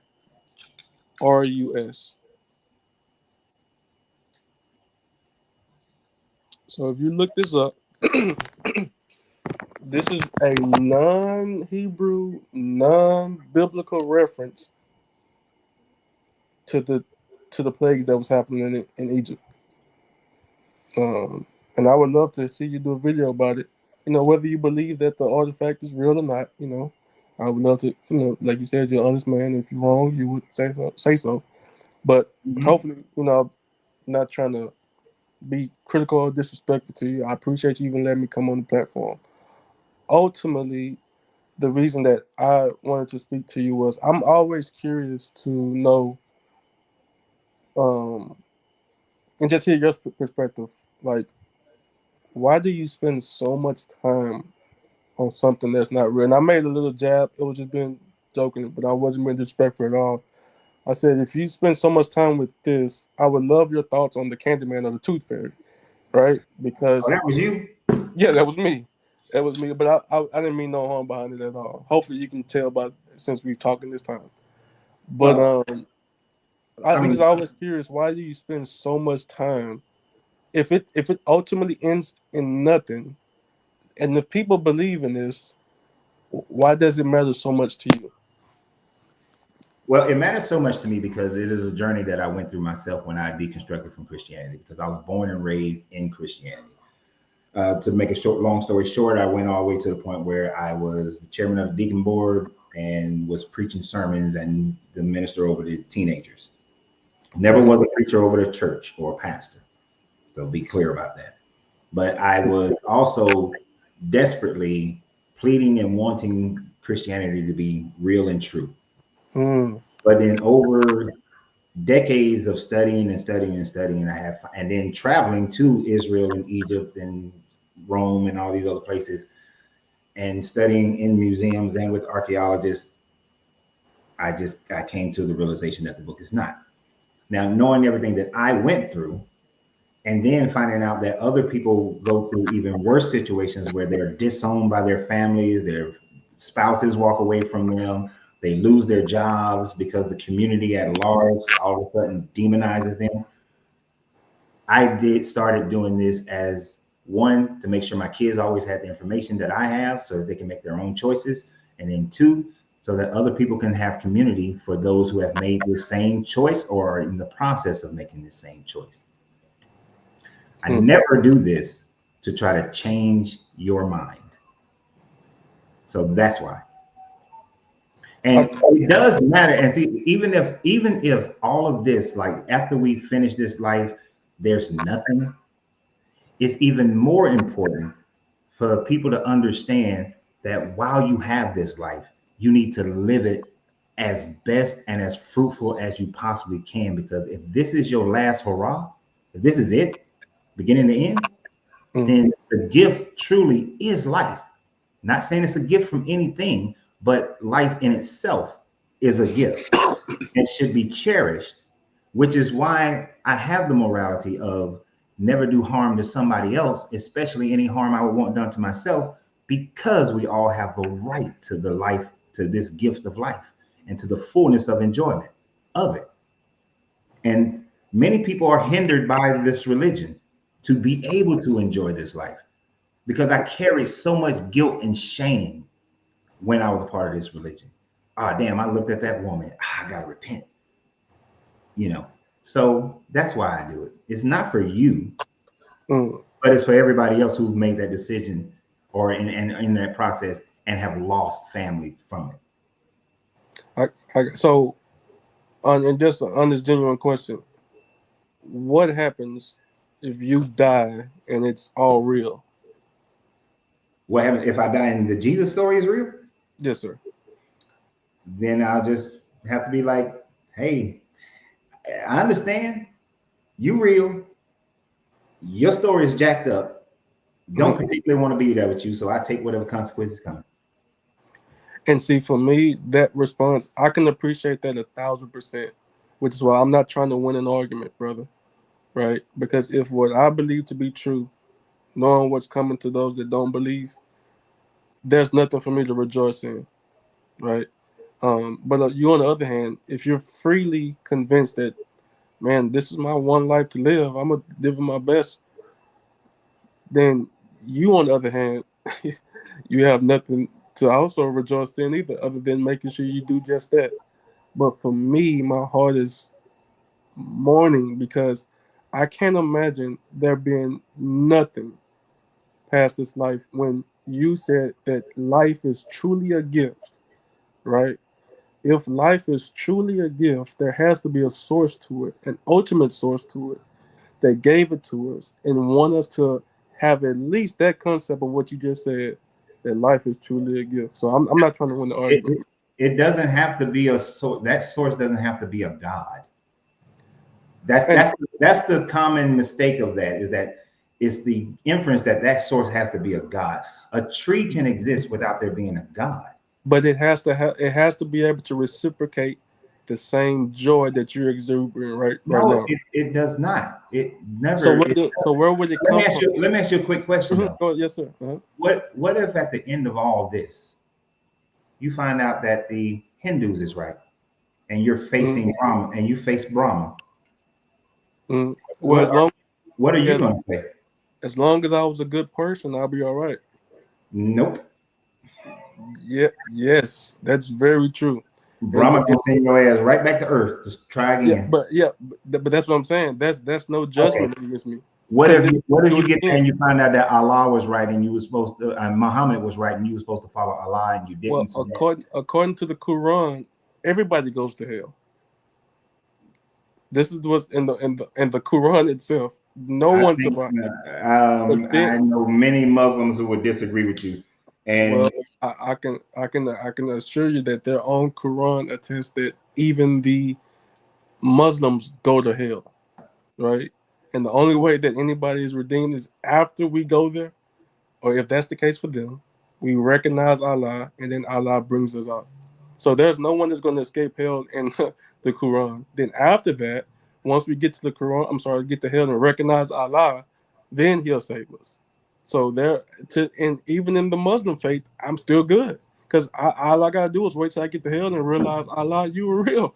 Then I okay, can believe, and I'm good. you get my point. But no, I But do get your you point. I obviously do know get your more point. about Islam. I'm gonna concede that you know more about Islam than I do because I can't confirm nor deny that. I don't know. From Mhm. my understanding of Islam, there are those who go to hell and those who go to heaven. It All right. is. Mm-hmm. So that's my understanding of Islam. I could be wrong. I don't study the Quran the way I studied the Bible because I didn't grow up in it. Mm-hmm. But I do understand that in this religion, you either coming back to Earth and you'll just Come keep back. cycling, and Come Earth back. is Yep. pretty much hell. But that is still not being all right.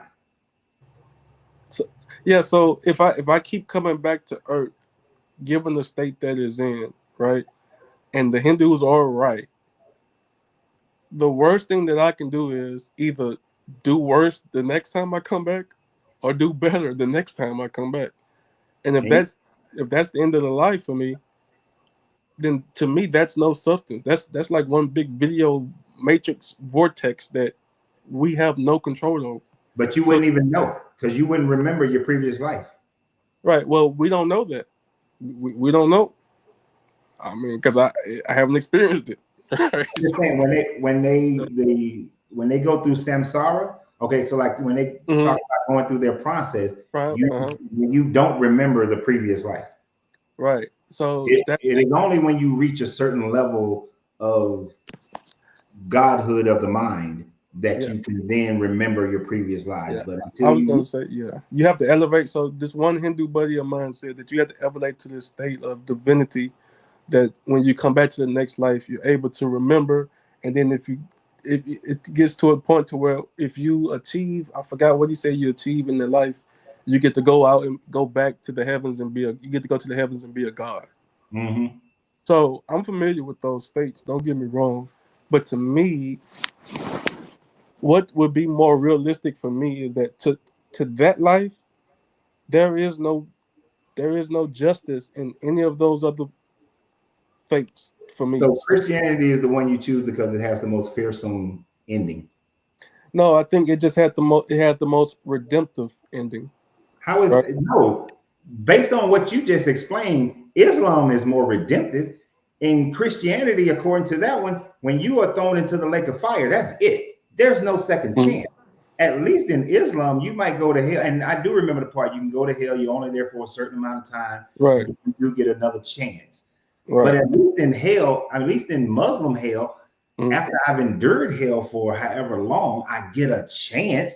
In Right. Christian hell, there's no redemption after you go to hell. Can I? Islam gives you more redemption. Yes, sir. Can I explain this? And I know I know you're going to disagree with it, but can I explain this from Uh-huh. a biblical stance that where I believe all the other religions come from and all the other faiths come from? All the other faiths come from these divine beings that God gave authority over to rule in His judgment, right? However, they wanted to be worshipped as well. Wouldn't it make sense that in every other faith that I say it sounds, and it appears to be more merciful and graceful and better than it would be in the very true one that tells you this is the way, this is the truth, and this is the right way to live your life according to God?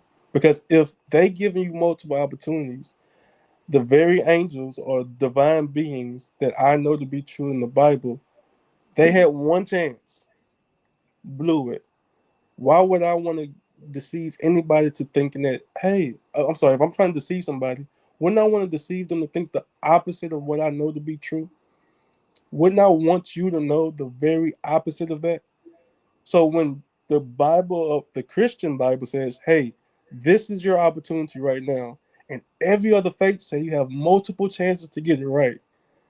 If I'm going to be a faith-based individual and thinking logically, and a deceiver would want me to believe the opposite, wouldn't that make more sense? No, Okay.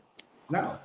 Because the premise that you're starting out with, one, the premise is um, that your God is right and that he sent out these other people to trick other people on purpose. No. That's not. I'm sorry. I'm not trying to interrupt you either. But the other part is that no, it is more. I'd rather have more opportunities if I mess up the first time, because that would be a just deity that would say, okay, maybe you didn't get it the first time around. Let me do something else so that you can might get it this second time around. And And that's it. Mm-hmm. I'm sorry. and Christianity is not the first one documented, or Judaism documented That's true. have a you go to oblivion if you don't get this right, or there's some level of punishment if you don't get this right. Because That's true.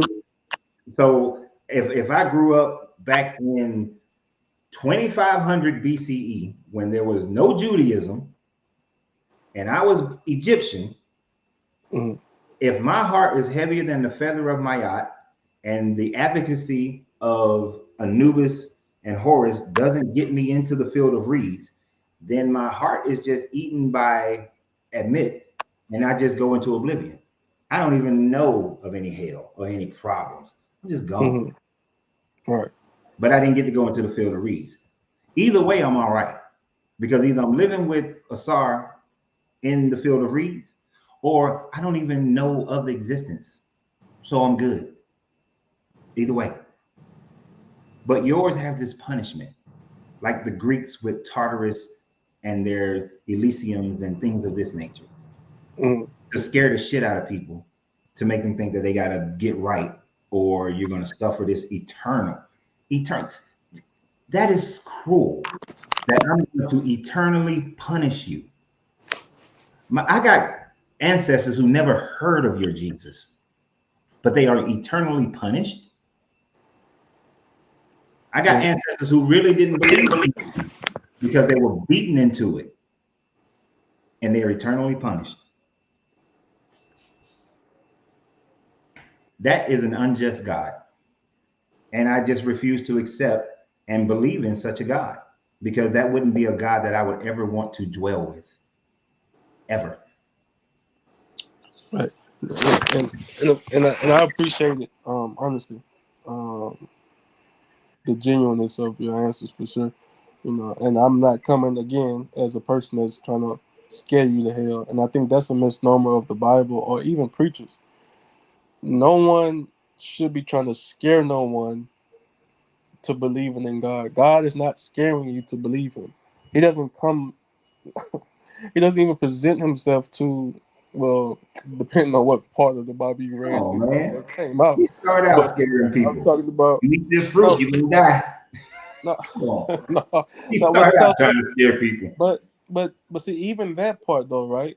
It says if you eat this, you're gonna die. That And he didn't did. even happen, Nope, it did right? not.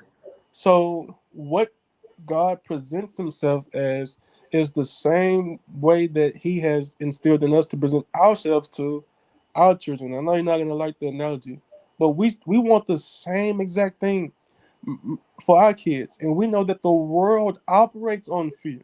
Now, everything that's operating in fear doesn't mean that it's bad, right? Because if I tell my son, like you mentioned, hey, if you hit your sister again, I'm gonna whoop you. You're not trying to make him fearful of you. You want him to stop hitting your daughter, Yeah. right? That's it. You're not trying to instill fear in him. And I think that's the misconception that when we read the Bible, oh, this God is so mean and cruel and evil. No, that's he knows best for you and I, or you know best for your children. So to them, it seems like fear. To you, it's the right way to do things to keep you from the ultimate consequence that you want to avoid for them. But see, and that's the part where your God goes south. There is, I would never subject my children to an eternal punishment. No, and I understand the perception of that as well. And I think that us knowing the attributes and characteristics of God places us in the pigeonhole with saying, this God is this way. And that's why, for me, when I speak on the characteristics of God, it's a whole world that He's created. That if I had to limit Him based off of why you send someone to hell for eternity, I would never understand not only that, but even why redeem anybody, right? Why save anybody? Because the same individual that's in hell and I'm in heaven, we could have easily flipped places. Why did you give me a genuine heart of belief and not the other individual? Or, And I don't want to sound mm, insensitive. go ahead, yes, sir. I don't want to sound insensitive, but the genuine heart of belief. Hmm. I'm gonna be real, and to everybody else in the chat, I want you to understand I'm not trying to be rude or mean to anybody, but let's be real. Hmm. 90% of the world population that has lived and ever will live are sheep. All right? They're sheep. They're going to follow whatever sounds good to them, whatever is leading them to what they believe to be greener pastures, not realizing that they may be sheared or slaughtered. But most of the world is they're sheep. Most people don't research or question or critically think through life. Hmm. Most are sheep. I say this with all the love and humility in my heart. People, my mom, my grandmother, and I'm gonna stick with my family. I got cousins and aunts and people that I love dearly. But if I stood back and took my emotional attachments away from them, they are sheep who just merely are following the belief that my grandmother taught them, who is sheepishly following the belief that her parents taught her, never considering or questioning the things that they were taught. But they will say that they have this heart for it. Especially one of my aunts, she would say God gave her a loving heart, a believing heart. I've heard her say that so many times when I was growing up. But the truth of it is that she just sheepishly believed what she was brought up in. That's it. She never questioned it. She never Hmm. asked questions. She was one of the people who told me that I had a demonic spirit because I asked questions when I was Uh, 10 years old. I disagree with that, with your aunt So, on that. But yes, sir, I'm listening. and Hmm. you sound like you may not be part of the sheep, but I don't know you well enough to say that though, because you might be. Right. No, Because indoctrination is very difficult to break. mm, But all that God gave me this, so gave me that. Mhm. Most people just are sheep who are following what their shepherd, or not even their shepherd, because I went to a rodeo last this past weekend, and an interesting phenomenon that I watched was they have this thing where they put all these sheep out there, and these kids are riding the sheep, and whoever hold on the longest they win, right? But as Mhm. soon as all the sheep are free of the humans, all the sheep run back to one little circle and gather together, and they wait for whoever the most dominant sheep is, which is still a sheep, and lead them right back into the corral because they're sheep. And that's Mhm. what most people are. They don't think. No, no. So I agree with you 100%. Don't get me wrong. And when you say most people are sheep and they do not actually study or research for themselves, because I believe that we would have more people to not believe if they truly researched it for themselves than we would that actually claim that they do believe. And on your behalf, that's an attestament to proven through skepticism. I'm sorry, disproven through skepticism. On my behalf, it's the mercy of God that allowing them to be sheep, right? Because if you are a sheep, you're dependent on the shepherd.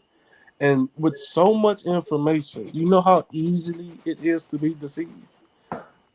That's to me, I think that's the providence of God keeping those individuals that if He allowed for them to go out into the world and discover Egyptology and discover Mormonism and all these other different faiths, they'll be a they have a flower from each one of those fields proclaiming that they are a piece of every religion. So that's why I agree with you. What were you born into? Um, so believe it or not, I wasn't born into anything. Did I go to church when I was young? Absolutely. Was I asleep 99% of the time in church? Absolutely. I never got pinched by my grandmother to wake up. I Okay. didn't sing in the choir. I was just there. And You were born into Christianity. no, I wouldn't say I was born in Christianity. Was I familiar with the church, quote unquote, environment? Absolutely. Did I know God? Absolutely not. I didn't really call out to God until I was in a situation telling him that he's not real, or if he is real, prove it, right? And And how no, did you? I didn't. And I'm glad you asked. I didn't have no dream, and I didn't see no angel or none of that stuff, right? Mm-hmm. What I asked for was, if you're real, help me to do what it is you want me to do, like obey you, right? The thing that turned me was it was a preacher by the name of Paul Washer. He had a sermon for about an hour, and he preached about the way we lived our life apart from God. What he pretty So, much was saying. so why Mhm. didn't you ask Allah to prove Himself to you to be real, or Brahma, I didn't know who or I was asking. To be honest with you, I didn't. Shango? I just said God. So we know God is colloquial term for all types of religions, right? So to be honest with you, I looked up to the heavens and I say that the God that's in heaven. So I didn't know what to call him. To be 100% honest with you. But again, the to this day, this is my testimony that this message came up and it was talking about how we don't recognize God at all until things don't go for us, and then we blame God for everything that goes bad. How If did we the message come up? you're gonna think I'm lying, but I to this day, my wife can attest to this. I have no idea. I have no idea how I found this message. I kid you not. I mean, was it on YouTube, Oh, TikTok? well, the message was on YouTube, yeah, but I wasn't looking for the message on YouTube. But it's Paul Washer's most shocking message. It's about approximately 1 hour long, and it's still up today. And So you're saying that you would have been acceptable to if Islamic imam would have came up and said some stuff, you would have been accepting of that. I have no doubt in my mind that I would have been acceptable to many things because at one point on my journey, I've delved into many religions, but more famously, given my complexion, I delved into Egyptology, right? And I was curious about all these things, and I started hearing about Christianity was a derivative of Egyptology, and Horus is just I'm sorry, Jesus is just a mixture of Horus, and Isis is Mary, and I'm just like, wait a minute, what? So it confused my walk all over again because, like you mentioned earlier, I'm not just a sheep. I have questions, right? And so I stumbled for a minute, and I said, wait a I, minute. I understand what you're saying. I'm a little leery on whether or not you ask the question without a predetermined landing point. You see, the thing No, about it, and sometimes I I'm, follow you. No, I'm and I not can get saying you did it on purpose. right The thing about it is, where you from? Where was you born and raised? in Houston, Texas. All right, hey, shit, I'm right up the street. So Okay. Oh well, maybe okay. Well, I'm glad you said something, you man. still in Houston? Yes, sir. I am in Houston. Okay, I'm in San Antonio. Okay. Okay. Not too So far. the thing about it is that the overwhelming majority of the world that's indoctrinated into a religion, yes, you have some that participated in the religion, but you're also indoctrinated without you participating. Now, you somewhat participated, so you were familiar with Christianity. It was the most familiar religion to you, and especially growing up in Houston. I know it was familiar, whether it's through the Hispanics or the Black people. You were familiar as hell with Christianity. And we are indoctrinated just by our surroundings in the same way that we become indoctrinated into a culture by our surroundings. You don't have to participate in American culture to the point where you're patriotic, USA, USA, but just growing up in America, you have an indoctrination of Americanism in you. And Mm, so growing up in America, most of the time, you have an indoctrination of Christianity in you because there's churches everywhere and people talk about prayer all the time. And people say mm-hmm, God, and they always, when they say God, they're referring to the Jesus God.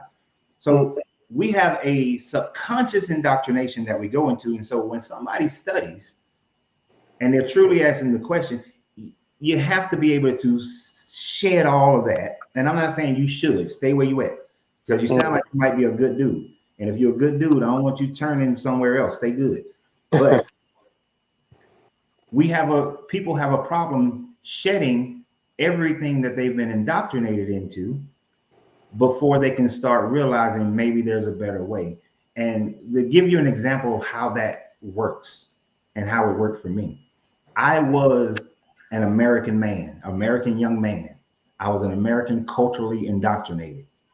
But when I went and lived in Germany for 3.5 years, I spent so much time in the German economy, and well, in the military we call it the economy, but in civilian portion of Germany, I spent Mm. so much time watching their culture, seeing the things I liked about their culture, not being treated like a black man, but just being treated like a man.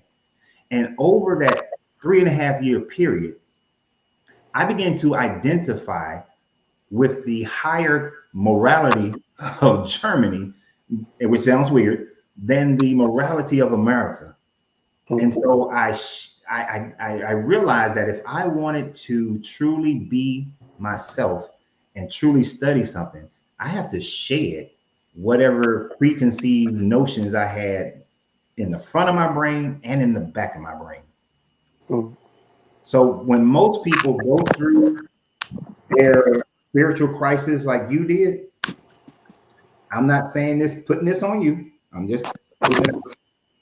Most of us have a subconscious indoctrination that whenever we get our responses, we lean in to Mm. whatever that subconscious indoctrination is.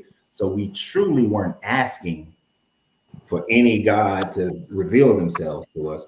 We're looking for the Christian God. And whatever is revealed, usually we're going to go towards whatever that indoctrination is. I've seen it with Muslims, I've seen it with Hindus, I've seen it with everybody, Mm.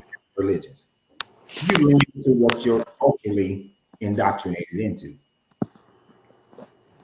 No, so I agree with you. I mean, and it sounds like it's very logical, and just arguing from rational conception is you're right, right? That whatever I'm indoctrinated in, that's what I'm rely on because initially that's what I know and that's how I defend myself. It's no different than a lion biting your hand when you're trying to feed it, right? It Mm-hmm. just knows to it just knows to bite, right? It's its natural instinct to do that. The and I can attest, just being honest with you, I have no reason to lie to you. I didn't have a doctrine to hold on to in the church. Like I know the name Jesus? Absolutely. If I was considered to be what majority of Christians are today, and I never changed from what I knew the church to be at that time in my life, I You're couldn't. muffling. I'm sorry. How about that? I'm sorry. Mm-hmm. Yeah, I just was saying if I had that indoctrination, the conversation that you and I are having right now, I couldn't have it back then because me myself, I would probably say you have a demon in you and smite you in Jesus' name and amen. I never deal with it. But because I didn't come from that source, which to say, hey, don't deal with that person because he's trying to do X, Y, and Z, that's what I invited. Because even though I know I prayed up towards the heaven, I was trying to figure out what was true. And it Mm-hmm. wasn't for me. It wasn't to, like I said, I went from Christianity and I still held on to it to, man, what about Egyptology? That was probably the most probably the most impactful one on me because of our culture, our cultural history. Um, for me, not even having all the facts behind that either, saying, man, we was God, we was kings and queens and this and that and that. Wow, like this is crazy. Like, oh, so for me, that belief, if anything, would have been more prominent than Christianity, even though I know I started in the church. But I didn't have no doctrine. Is what I'm saying. I didn't have any substance to say, well, when you're faced with this, respond like that. I didn't have any of that. Um, but to your point though, I agree with you 100%. That's usually what happens. Like I'm searching for what my grandmother told me is true. I just have to experience for myself first, just to confirm, even if it's a true experience or not. I'm gonna say it is because grandmama told me this when I was 5 that was true. So now I just made her know that I found it, whatever that was. Yeah. Right. And that was my biggest struggle because I wanted Christianity to be true. Right, right. And I, don't get I wanted it so bad. And then my biggest impact was actually Buddhism.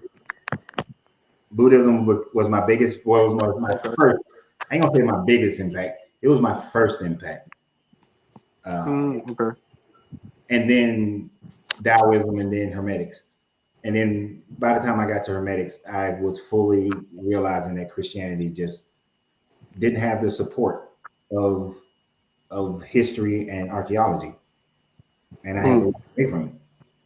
Now that's just for me. I'm not right. saying that should be for you. Egyptology, there were so many, it was so black and eye. It was so Yeah. American blackness was attached to it that I was just like, this, it breathed out something is not right here. So, Mhm. and then I just at that time frame, I knew that my ancestry didn't come from Egypt. So it didn't have any power play like that on me anyway. I already at that time frame, I knew my ancestry came from West Africa. I had nobody from Egypt. Is there nobody from Egypt? Huh? No. Uh, And I will say I have most likely I have most of my life been a logically thinking person, a critically thinking person. So hmm uh, if things don't add up, I can't give it. I don't make up. I don't convince myself Right. and try to like, oh, let me find something that can help me. Because most of the time, that's what people are doing. They're looking for something to help them convince themselves of what they Right. already to believe. Right. Right. Absolutely. I agree, and that's why I made the statement about, hey, I'm going off this inclination because like you mentioned, this is what grandmama been telling me since I was this old, Hmm. and just truthfully, I didn't have that growing up. Like, and I'm not saying I got the worst upbringing. I'm sure we all have an attachment to some misfortunes in our upbringing, but for me, I didn't have that, and then the experiences that I saw in the church, it didn't make me feel like this is where all the rubber meets the road. You know what I mean? It So may not be to as heavy a degree as other people, but right, you were surrounded by schoolmates who were Christian. You're surrounded by churches all the time. You sound about people in who America, yeah, and absolutely. just It's in America, heavily influenced, yeah, for you would sure. have a person who's in the Indus religion, but if they lived in America long enough and something happens, they're like Jesus, and they don't even believe in Jesus. Right. Yep. But it's just America has a commonality with Christianity that is inbred into being in America.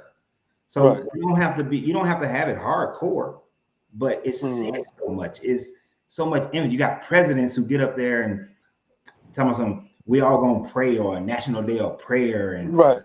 and they always mean Jesus and 10 commandments over here and all that. So you're surrounded by it. Yeah, I agree. Yeah, you're right about that. That is true. Because if And you had grown up in Saudi Arabia or Dubai somewhere, I ain't trying to be funny, but you probably be Muslim. You're right. Possibly, right? And for Most me, likely. I was because I have a friend, a good friend of mine actually, um, who's in Dhaka, Bangladesh, right? Who's a what? And he's in Dhaka in Bangladesh. Uh-huh. And so from his youth, he's been very fortunate that his parents was able to raise him up as a Christian, right? See, And the why do guy, you say that? Well, you have to say that. You have to say that. well, Go ahead. I have to because it's true. That's why. No, you have to because you believe it. See, I think Well, let me tell you what. Let me help you out on something. If you're ever trying to actually convert somebody from whatever they believe to Christianity, when you say I have to because it's true, it automatically creates tension. no, what I'm saying his story specifically. You The have to reason why because you believe. no, what I'm saying he's Christian, and I guess I misunderstood what you're saying. You said it's a and you said that it's a good thing that he was raised up Christian. No. He said that it was a good thing. He said that. That's what he said. He said Okay. that he had Okay. that. He said that. Yeah, he raised up Christian. Yeah, I'm not putting that on him. But yeah, and I'm not because to your point, that would cause tension. I'm not here for tension. Okay, so he was Bangladesh, raised up Christian. Yeah, he raised up Christian, and to your point, that country is like 91% Muslim, right? Mm-hmm. And it's like America has no idea what true belief. If we want to claim Christianity as the staple of our belief, that you can't do that over there, right? You Well, can't. nope. In Bangladesh, they do not. They are not like Saudi Arabia. They are not like those countries. You gotta understand, in Islam is very different in different countries. Bangladesh, you could be Muslim, you could be uh, Hindu, or you can be Christian, and they're not going to punish you. You can be Christian in Saudi Arabia, but you can't tell nobody. If you can't proselytize to nobody, you can't put a cross on your buildings. So it is way stricter in Saudi Arabia than it is in Bangladesh. If Right. So you and that's why I said if you grew up in Saudi Arabia, you probably right. Christian. Yeah. Bangladesh, I mean, you're probably Muslim, but in Bangladesh, you got a shot at being Muslim, Hindu, or Christian. Right. But and where he's at, the gentleman has something. I've even shared it with some of my family, my wife and children. That is. But the Muslims there, maybe they just different. Maybe they Saudi Arabian Muslims. They've burnt down several Christian communities with no repercussions against them. Oh, I'm not saying that kind of stuff don't happen, Right. but they are strict, but they're not as strict as other places. You still have some level of freedom. Right. No, and I agree. You I don't have agree that with you on freedom. that. Yeah, and to your point about even converting anyone, I'm not even on here to convert any of your listeners or even you. I can't convert you, right? I can't change your mind. I already know what you're gonna say. no, Only no. God can change your mind. I can plant a seed. Well, I mean, so can he? Yeah, but No, he it can't can't. change it. He can't change it No. against unwillingly. He's not going to forcibly make you acknowledge him. So I wouldn't even say only God can change your mind, which is true, but that's not what I would lean towards. I would lean towards no seriously No, because you know what? Your God can change my mind. All he got to do is show up right now, and but not in no that's any God ethereal, though. no ethereal bullshit. I'm talking about show the hell up. No, so that's my thing. So like even in Exodus, right, when Moses came and did his, I'm sorry, the Egyptians they showed their miracles. Moses showed his. They were God for God at that point, right? So if their God did the miracle and then Moses' God did the miracle, Pharaoh was still not convinced, right? Well, I according to the Bible, According to the Bible. according to the Of Bible, course. because let's think of it. You're a black man, right?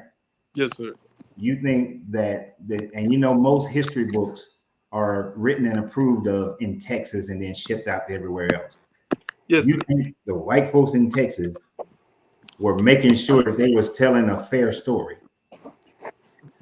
telling both sides of the story with no bias whatsoever? So do you really believe Exodus story was told with no bias? It's something to consider. I wouldn't say yeah or nay. No, I haven't considered like Think why about would they have bias. No, well, because think about how many times in the Exodus story or Leviticus and all these other biblical stories where somebody who believes in a different God is saying that, oh, but I know yet your God is the most powerful. Or just in what I read today, how the Gibeonites, the people from Gibeon were saying that, oh, because we heard what your God did and we know the Lord, your God is so powerful. Come on, man. That's written by the victor. right, no, no. So I understand. I wouldn't say that's perceived with biasness. But I can see why you would allude to that fact. We But write our own stories as black people with bias. When we're even when we're like I did a video the other day about the massacre in Wilmington, North Carolina, right? mm, Even in telling that story, I'm going to have a black bias to it because I'm gonna tell you all the horrific shit that white people did to black folks in Wilmington. Now, there may have been some black people who did some messed up stuff in Wilmington as well, but I'm not telling that story. I'm telling this story about how they massacred all these people. right, We talk no, about think about have you heard of Black Wall Street in Tulsa, right? yes, sir. Most of the time when people tell their story, all they talk about is the white people The getting white people, airplanes and yeah, bombing the black people and shooting the black people. What right. they don't tell is that in retaliation, there was a bunch of black people who were shooting them white people too. That's very true. But when Very, we tell the story, we want to make it seem like the black people were utterly victimized. yeah, that's true. But and that to your exact point, I wasn't going to use Black Wall Street, but I was going to use how even in what we consider slavery in the 1800s, how it's white people was demonstrative, wicked, yada yada, put us in slavery, but they're not. It's very rare you hear about the abolitionists that risked their lives, literally lost their lives, fighting against slavery, who were just so happened to be white. And Um, you won't hear about that. There were some black people who owned other black people who were who owned who was free blacks in America, who owned black slaves in America yeah. during that horrific Now, American now you enslavement. will hear about the black free people who bought other black slaves, but they were buying their families back. You'll hear that Right, story. right, So all I'm saying is that every story in history, if you don't read both sides of it, then you don't really know what you're reading. I, I And the agree. thing about the Exodus story, there's only one side of that story. I'm a researcher. I Yeah, know I'm I've gonna say read this before. I read your Papyri before. I know I read it before. I know I studied it before, but it's been at least 10 years okay. since Yeah, I had. But I'm gonna produce a video about it tomorrow because I'll spend 2 or 3 hours researching it and reminding myself of whatever the hell it was. And there may be some new stuff from the last. That's another difference between me and other people. I'm willing to accept the new information, whereas most people stay stuck with their information. I'll accept new information, but that new information got to be verified and validated, and it has to be peer reviewed. If there's no peer review, then I'm not going to accept any of it. And I look at the peer review on the same level that I look at the original statements. And that's another difference between me and I'm gonna say most Christians or most Bible believers, even when they read peer review, they're already reading it with a mindset that is wrong. Right, I agree. So then you're not. There's no point in even reading it. No, and I agree, and I'll say this last thing, and first of all, before I say this, I really appreciate it. I know a lot of time people feel like you can't have a respectful conversation when you disagree. I'm here to definitely break that narrative, especially just as men. Period. Right? If we can disagree, and I can still love you. You can still love me. Um, so I want to definitely break down that agenda. But I also want to appreciate you for even having me on your platform to even discuss where we disagree and where we agree. Because I think I agree with you several times during this conversation. Um, um, for sure. So, do you say your name is Lorenzo? Yeah, Lorenzo? Again, Mr. Lorenzo. that's how I say it right there. Okay, there you go. All right. No, I just want to say, man, I appreciate it. And, I definitely would just tune in just to kind of, I guess, learn a little bit more about you, watch some more of your content on the channel. Um, and I guess get a better understanding of, and even though you kind of explained it very well tonight, definitely we want to just get some more of your understanding of how you came about, the way that you believe. And again, I'm not here to convince you or persuade you and get you into, hey man, you're wrong, you're going that. No, none of that. I'm gonna share what I believe and respect what you believe. And if I feel like I'm right, that's something for me to go back in my, my war room per se to, hopefully, the best comes out of it. So, with that being said, I just want to say I appreciate the time and the conversation for sure. Well, before you go, let me give you your flowers as well. It is not that often that I come across a Christian who actually is not solely just combative and rude and that sort of thing that I can actually have a conversation with. So I do appreciate you. And I'm going to say that I appreciate you because most Christians are not bold enough to come on live. Most of them hide in the comments and Mhm. make their little snarky ass comments and just post scriptures over and over again without any content to what that scripture is, what they're trying to get across. But and the people in the comments be like, it just pisses off the comments to me and it irritates me. But I appreciate you having the courage to come on because most would not and most do not. Yes, sir. So Absolutely. No, I appreciate you for having me for sure, man. So and Mhm. stay tuned. This is a totally different thing, but stay tuned because I do let people know when I'm traveling somewhere. And I Okay. know that I know I'm at least before I leave San Antonio, we're gonna go visit Houston and Galveston. So it'd be cool to meet up with you. Oh man, for sure, most definitely. In Galveston, Galveston, man, we could do better go to a pool than to go to Galveston. Nah. Go where? I said, you do better go to a water park or a pool than to go to Oh Galveston. dang. Y'all be dogging Galveston out. I gotta see it just because so many people dog Galveston out. Yeah, man, it's not Miami, nothing. I just tell you that much. Anybody that's curious. Well, my expectations are very low for Galveston based on what people have been saying. So, but Houston, my expectations are very high. One, as you know and have seen, I am a cigar aficionado, and y'all Mm. have a lot of cigar lounges. So Oh I'm yeah, just, they do. I will come to, I'm coming to Houston just for that alone. yeah, they, yeah, Oh, they. you know what? Y'all have Cigar Week in May, I think. I got to check, but if y'all Cigar Week is in May, I'll definitely be in Houston in May. May. Okay, well, I'll definitely circle around to the videos, even though I'll be, you know, nodding and saying, "Oh man, I don't agree," but I'll just to make sure. I appreciate the disagreement that has context. The Yeah, disagreement that is just, Matthew chapter 1, right, Matthew right, 7, Romans this, that comment is like, okay, what's your point? right. No, I agree. I agree. But I Yes. appreciate you. And that's also why you've been on here so long. Because Right. Yeah. I if I just didn't knew. like you, if you were feeling that just a bunch of nonsense talking, didn't have anything that you were saying, I'd have kicked you out a long time ago. Yes, sir. No, again, brother Lorenzo, much respect to you. I appreciate it. And man, we'll talk with you soon, brother. Thank you again. Appreciate Yes, you. sir. Bye bye. Bye.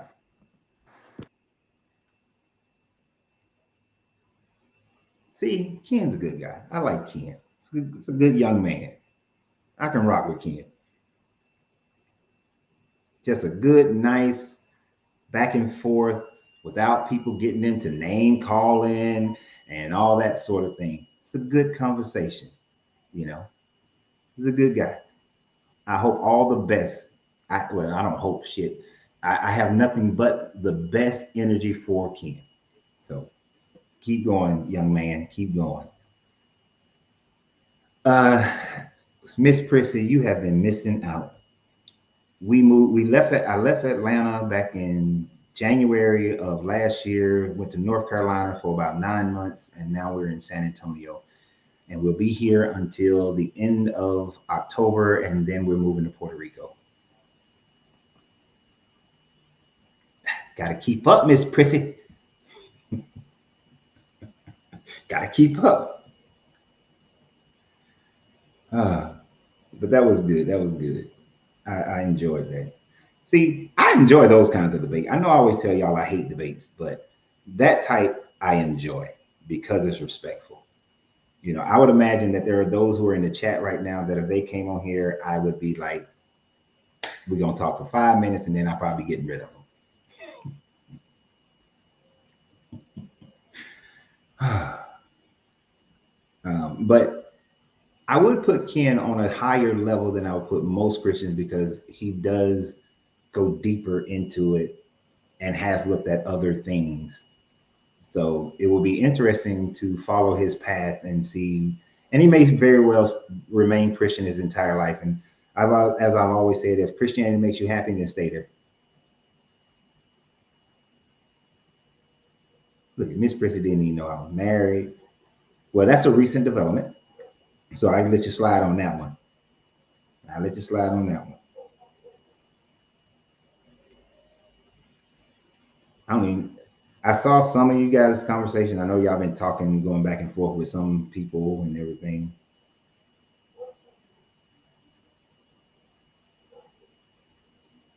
So I try to see where you guys are now, give you a little bit of extra time. Usually, I'm off right now.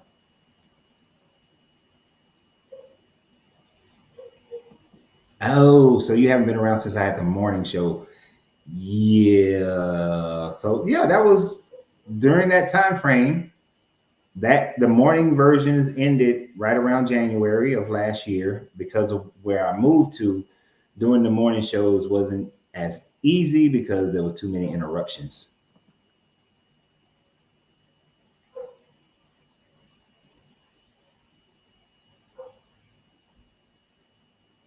Yeah, and I fully expect anybody that I debate against is going to hold their own perspective. But let me be like, but maybe I plant a seed. No, I'm just playing. I'm just playing. I was just playing. But a healthy debate is not a bad thing. The problem that we have in society, a big problem we have in society, is that we have made certain subjects so taboo to talk about without becoming overly emotional and having to be right that we don't even talk about. We should have been raised where we can have healthy discussions about religion. We can have healthy discussions about politics. We can have healthy discussions about sex. We can have healthy discussions about national policies, and well, that's politics. But we should be able to have healthy about finances. We should have healthy discussions about those things. But unfortunately, we've been growing up in societies where we are pitted against one another all the time.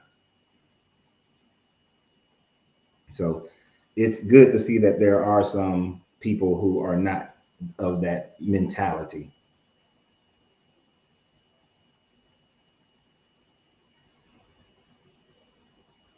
So I know y'all. It looked like y'all been whoever Gabriel. Y'all been talking to Gabriel a lot. But this, I know I saw a bunch of scriptures, and those scriptures, like, okay, put some context to it. Just making the scripture a statement without any context, without any proof of without more, it's like, what's the point? Like, if I mentioned something, like when I talked about the fact that the Amorites I didn't just say the Amorites didn't exist. I gave you the first time they was mentioned by the Sumerians in 2500 BCE, the time, the rise of Hammurabi, and then the decline, and then the absolute dissolution of Amorites by 1600 BCE. Before, so that you can understand the fullness of the statement that there were no Amorites for Joshua to genocide. So when you just put scripture on there, you're not giving anything that is of substance. And I know people who believe in the Bible think that that is substance. But when you're talking to people who don't believe in your book, there is no substance. And you have to know your audience. So, and really, I think it's just a feel-good thing. Oh, I came on there and I gave scripture and I gave scripture and I know I planted a seed. No, no, no. If anything, you antagonize, which antagonization pushes people away from things. So if you want somebody to move more in your direction, or even just have a listening ear, not even for them to move, just a listening ear, to antagonize them is not the way to do it. So to my Christians on here who like to post just scriptures, I would encourage you to put something more valid. You know, the young man said that there's proof of the Exodus, and I will do my due diligence. I will do my due diligence to see what information, because I remember studying this papyri, but I forgot. I completely forgot most of it. So would anybody else like to come on before I get off here?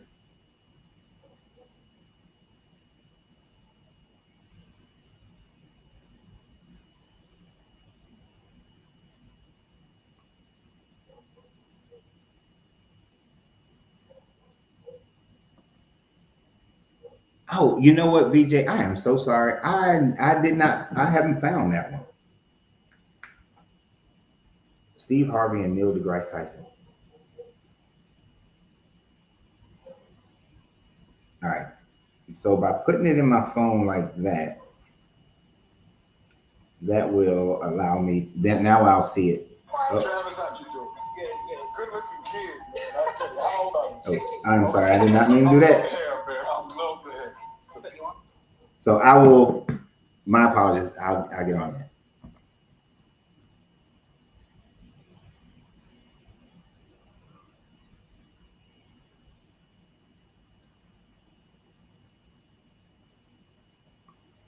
Let's see.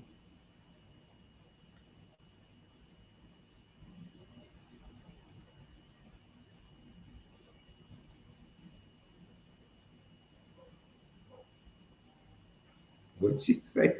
I work in customer service and I ask my customers to repeat themselves just so they can hear themselves again and how ridiculous they sound.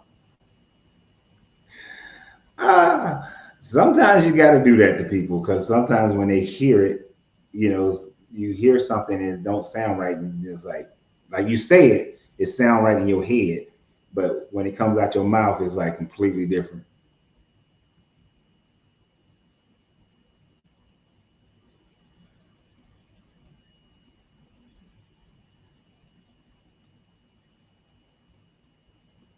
But I will look up. I'll listen to. I can imagine that Neil deGrasse Tyson probably, Steve Harvey probably didn't want to hear whatever he had to say. Because I like what Tyson says. Tyson says that it's not that he isn't open to there being a God. He just have never seen sufficient evidence to demonstrate that there is a God.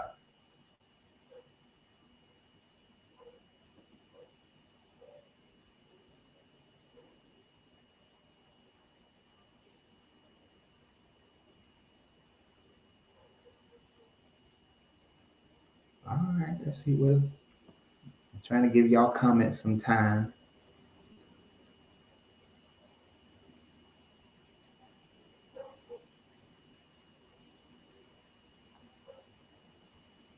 The scripture guy wanted to come on live to preach to me.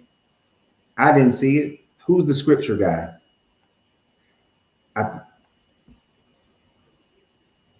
I think the scripture wasn't it Gabriel who was doing all the scripture posting? I mean, I know he's saying he's sleepy right now.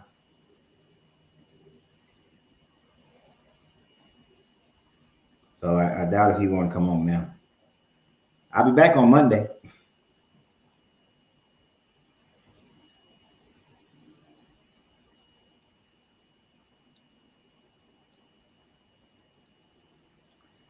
Boondocks, you just don't like nobody, do you? Can I like somebody? I mean, can I like Neil deGrasse Tyson? He's a brilliant astrophysicist. Can I like him a little bit? There, you know what? There is a part of me that does agree with this, Dwayne. I don't know this man personally. I've had an experience with this man, but I don't know him.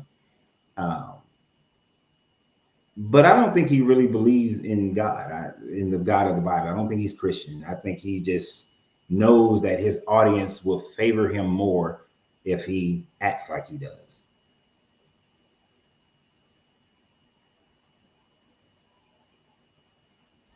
Tim, I'm not posting your joke again. I posted your joke last night.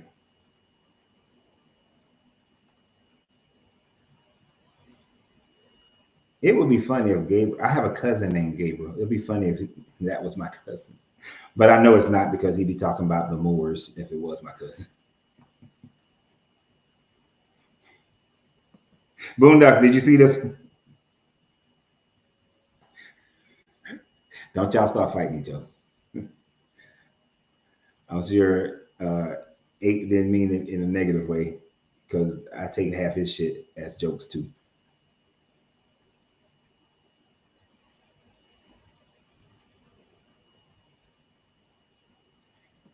Oh, so he was doing all the cut and pasting of the Bible. Yeah, that's a lot with no context, no substance to it. No substance was. I'm gonna stop saying context because you know what they'll say when you say context. Oh, yes, right, because you got to read it with the Holy Spirit and have some context to it. No, no.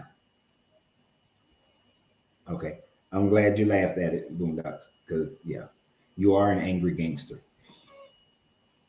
Look, Boondocks is that person now. If I'm walking through the bad neighborhood, I might want to make sure that Boondocks is with me.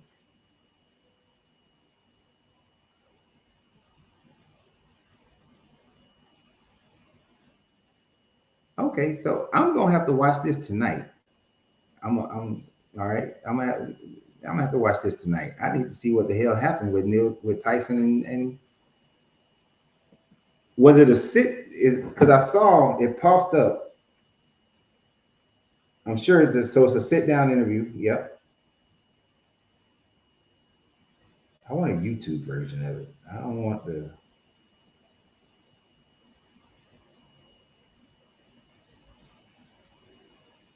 I'm sure y'all don't mean a Family Feud thing.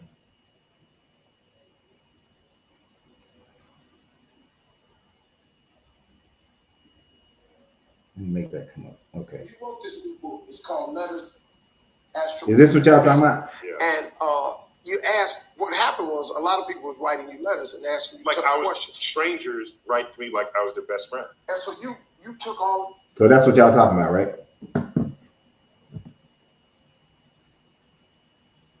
That's what I was doing. You see me stop doing that. YouTube video. Shit. Public stuff.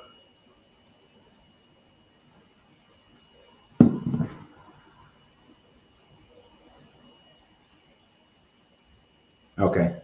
Yeah, I think that's the one I just found on the Steve Harvey. The one, okay, the one on the Steve Harvey show. Got it.